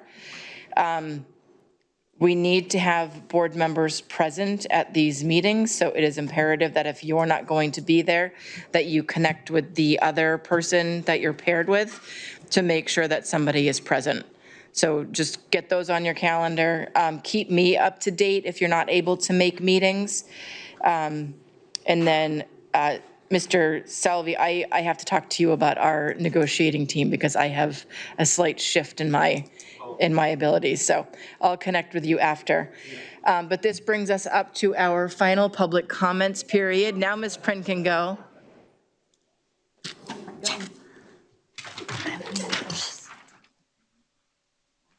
Today. I just love your outfit. Who is this Alex Homala? Who's this new person? We've never seen her before. I'm right here, shiny green. Alex Samola, 6 Ayer Street. And I'm going to start with the rant, and then we're going to get to the warm, fuzzy yay. Yes, 3 minutes. I'll do my best. I'll talk fast. Is there a contact for Harriman, or will they get these following comments? How does that work? Email them? We can probably summarize them and send them off to him. Sounds good. So I would just like to remind them and all of you that anticipated enrollment numbers do not include students that were born elsewhere. My youngest is a perfect example. She was born in Manchester. I will sadly and happily be registering her for kindergarten this year. That's how fast time flies. As you all also know, communities are affected by closures in so many ways, one of which in sitting here tonight and in these community forums is taking away valued park space. That's one of the many reasons I bought a house in the North End. I love all that space. We have 0.2 acres, so we walk to the parks quite frequently. So a new shiny school sounds great, but taking away a park, not so much. Walking school versus buses, oof, Most of you know how I feel about that. But I have lots of concerns, whether it's just budget or logistics. I'm sitting here thinking, how is a school bus even going to get down Lock Street? I can barely get home on my commute, and let alone with snow right now. So many concerns as far as that goes, just getting the wheels turning, really. The size of the proposed schools tonight, no. I was glad a lot of you agreed. That's just unacceptable. I know a lot of the kids' names at my daughter's school. Yes, I'm involved, but like we learn them on the playground. It's just they're, so-and-so's kid, and they're just part of the family, and I love that. And growing up in a small school too, I can't even imagine 500 kids. No. I also just, tonight's presentation doesn't account for Title I students. It doesn't. It's looking at numbers, but numbers aren't really everything, right? There's McKinney-Vento kids, there's EL population, there's, I don't even know. There's so many places that my mind went with all of that. But along the same lines and redistricting and talking about the lines, it just continues to feel inequitable. Where do we not draw a line so that it doesn't feel like the kids on that side of the tracks are going to this school and not? I can't sleep at night even just thinking about that. Talk to the school social workers, reach out to them. I know a few of them. I know one of them really well, and I can tell you they're an open book. They will tell you they've talked together, and the stories that they share at PD or whatever are heartwarming in some ways and just heartbreaking in others. We have kids that don't know where their next meal is coming from. So when it comes to also cramming kids into a bigger school, a ratio is not the same. A one-on-one is not the same with a kid that didn't eat dinner last night, so they're struggling in school today versus, a kiddo that doesn't have to worry about that. So that comes to mind. I know you mentioned like inequities within the schools. I can't help but think of the basic needs. Let alone getting to curriculum, which I do feel like is very equitable, for the record. Okay, good stuff. As far as PTOs, we all love our PTOs. I'm biased, you all know that. But shout out to all of them doing all the hard work. That said, Mount Pleasant is hosting its first annual talent show this year. It's on Friday. You're all invited. You should have an invite in your inboxes. Info on timing that I won't misspeak to right now is on our Facebook page. I think it's 6 o'clock. And then I'm also double booked because also, that didn't get mentioned tonight, is Grease is happening this weekend at Nashua High School South. A lot of hardworking students and staff have been gearing up for that production. That should be very fun.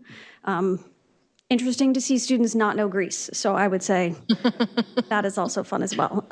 Ticket info is on their Facebook page as well, and if you Google it, it comes up.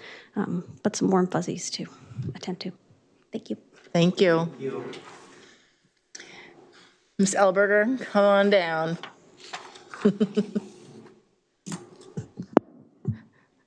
Thank you for having me here. And for the record, my name is Susan Elberger. I'm a state representative from Ward 1, and I live at 11 Birch Hill Drive.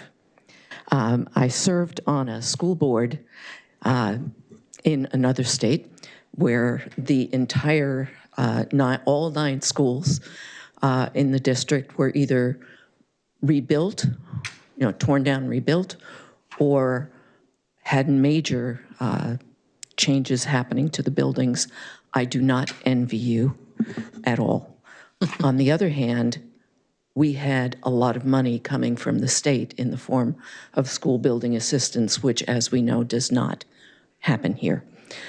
So I even envy you less, given that issue. I serve on the Ways and Means Committee, which means that we look at where money is coming from and look at particularly at the outcome of some of the actions we've taken. So one thing to keep in mind is that communities overwhelmingly vote to support their schools. Even when it means significant increases in property taxes, communities vote to support their schools. So we see it here. Please remember that This isn't an anomaly, and it's a wonderful not anomaly. One of the policies to get, sorry, I wrote these down the order that I thought of them, not connecting them. One of the things that the school board that I served on did was say that if there were any large amounts of money coming in from outside sources, and we didn't typically get money from gambling directly, it came through state funding. But if there were large gifts from wealthy donors, they could not go to one school. The money had to be distributed among the schools. And it would be worthwhile to consider such a policy here. And yes, we got tremendous pushback because, we did it in our school. We did all the work and we want it therefore for us. I've been working very hard throughout my life about helping people to understand that community doesn't stop at some geographical border. We are a whole city, we're a whole state, we're a whole country, and trying to support just the people who live in our school district doesn't really make a lot of sense. So that could be one of the things to consider. Getting back to the building issues, one of the things that you need to keep track of is if you're spending $94 million a year for maintenance costs or repair costs within the city, how much less would that number be? How much lower would that number be if there were newer buildings, which you still have to maintain, but the amount that it costs to maintain them is going to be a whole lot lower? That's one of the pieces to keep in the back of your mind. Then getting back into a state issue. We're at a point now where the state is willing to take authority and not responsibility for what happens in local communities. So they will say things like, we know we are smarter than you, and therefore you have to allow for open enrollment. But we're not going to have to worry about the money issues or anything like that, or the practicalities of it. That's your problem. And they do this with a whole bunch of things. But in this one particularly, it's important to remember that the sending communities, so if, and I'm picking on Hollis because it's right next door, if Hollis sent students to Nashua, they would be paying for 80% of the cost here. We would have to pick up the 20% that's left. We don't budget for those additional costs. We budget for the students that we assume are going to be here. I will be honest, I do not remember whether it's 80% of their costs or 80% of ours. Nonetheless, we are stuck with 20% of the cost for students that we didn't expect under any circumstances.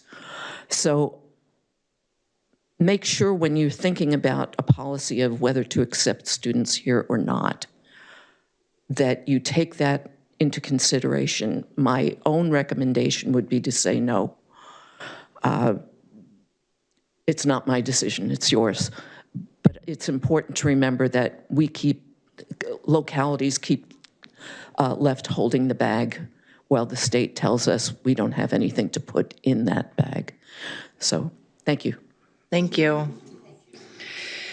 Okay, this brings us up to our board members' comments for the evening. I'll start back over here with Ms. Gilio. I'm just glad to be able to be here tonight in person. It was really difficult being on the phone and trying to pay attention and listen, and then you had to do all those roll calls, votes on everything, even adjourning. So I'm really glad to be back. Thank you. Thank you. Really, we're happy to have you back. We missed you. Ms. Prin? Grease is the word. Mr. Johnson? Excited for Greece. My child did Clue last year, so it's always fun to see what the schools are doing and how they get the kids involved, and it's great to see. And also, big thanks to Harriman for really putting in the work on this presentation, because it did give us a lot of options and a lot of things to look at and a lot of things to consider. So it was great to have. Ms. Lewis? Thank you. I attended the community forum last week, so it was great to be here in this setting, just to hear everyone share their questions and get the answers. I did prepare something that I wanted to say earlier, but I didn't realize in that manner that it was the time to do so. So if it's okay if I say it now. I know Shawanda had already mentioned Black History Month, but I wanted to again bring that up and to recognize this time, as it is a time to reflect not only on history, but on progress, possibility, and the work still ahead. Representation matters, belonging matters, and our schools should always be places where every child knows they have a future full of opportunity. And then I wanted to also share, I know we all, or most people did watch the Super Bowl, so I just wanted to bring that up. It's beautiful to celebrate culture and also connection, and as many were watching the Super Bowl and watching the halftime show, it was a great time for us to honor Hispanic and Latino traditions, and we were reminded by Benito that together we are America. So I love the thing, one Nashua, right? We are together, we're a community. And then the other thing I wanted to say, and the students aren't here, but I wanted to say something to them in regards to them organizing their protest this past week. That showed a lot of courage, and it also showed that they are growing and becoming leaders. So again, let's just continue building a district where inclusivity is not just a value we speak about, but it's one students feel every day. And then one quote, we may encounter many defeats, but we must not be defeated. And that's by Maya Angelou. So thank you. Thank you. Mr. Salvi? Certainly learning a lot still. A lot of things basically right now. I see this project is a huge project in my opinion. There are lots of decisions which requires lots of brainstorming. I feel like I always like the word one Nashua. We all need to come together, try to hash out. There will be difference of opinion, but if we discuss about it, let the communities come together and express their thoughts and all, and then we all can reconcile those and try to come up with a solution which is agreeable to not all of us, but most of us. So that is what I can say. And whatever the decision is taken by us as together, all of us should respect it, because we have gone through the process, we have gone through various options, and we have given a chance to everyone to speak about it. And that is what I like to see, because this is a huge project. Thank you. Thank you. Ms. Lopez? I'm glad to be here first time in February. I'm glad that Ms. Julia will be back, and I know it was difficult to be on the telephone, but I'm looking forward to being on the telephone next week because I'm going to Washington for work. So I'm very thankful for that, and I'd like to end my statement with a quote, and is, if we want America to lead into the 21st century, nothing is more important than giving everyone the best education possible, from the day they start preschool to the day they start their career. Barack Obama. Ms. Lampier? I'm just really proud of our students and the walkout that they set up. It was really well done. I read some coverage about other schools in the state, and it didn't go so well in some of the other districts. I think that might have been because we had people who were actually willing to listen to what the students wanted to do, what it was they were trying to say. So I appreciate that. And one of the things I thought about when I saw the coverage and the pictures was that if they build this ICE detention facility in Merrimack, it's in between Manchester and Nashua, and we are the two most diverse cities in the state. And so if they come to get people, they're going to come here. And I don't want that to happen. So I hope that everyone else joins those students to stand up and say that that's not acceptable. So thanks. Thank you. Yes, it's been a heavy couple of weeks. But I want to reiterate the nerves I had coming in here for this discussion, because I didn't know what to expect, because I haven't met you guys really yet. But I thought this went really well. I continue to want to highlight just how well our board works together. Even though we may disagree, we come to it from a respectful and positive place. I think that we do a really good job reaching out to administration to ask questions, to get the best information that we can before we make a decision. And I'm really impressed with our district, with the presentations that we put together, and the community buy-in that we have. Even though our job is hard and difficult and challenging, being with you all makes it easier to do. So with that, I am looking for a... Motion to adjourn. Second. That was Ms. Gilio and Ms. Prin, sorry. All those in favor of adjourning, say aye. Aye. Any opposed? Motion passes. It's 9:09.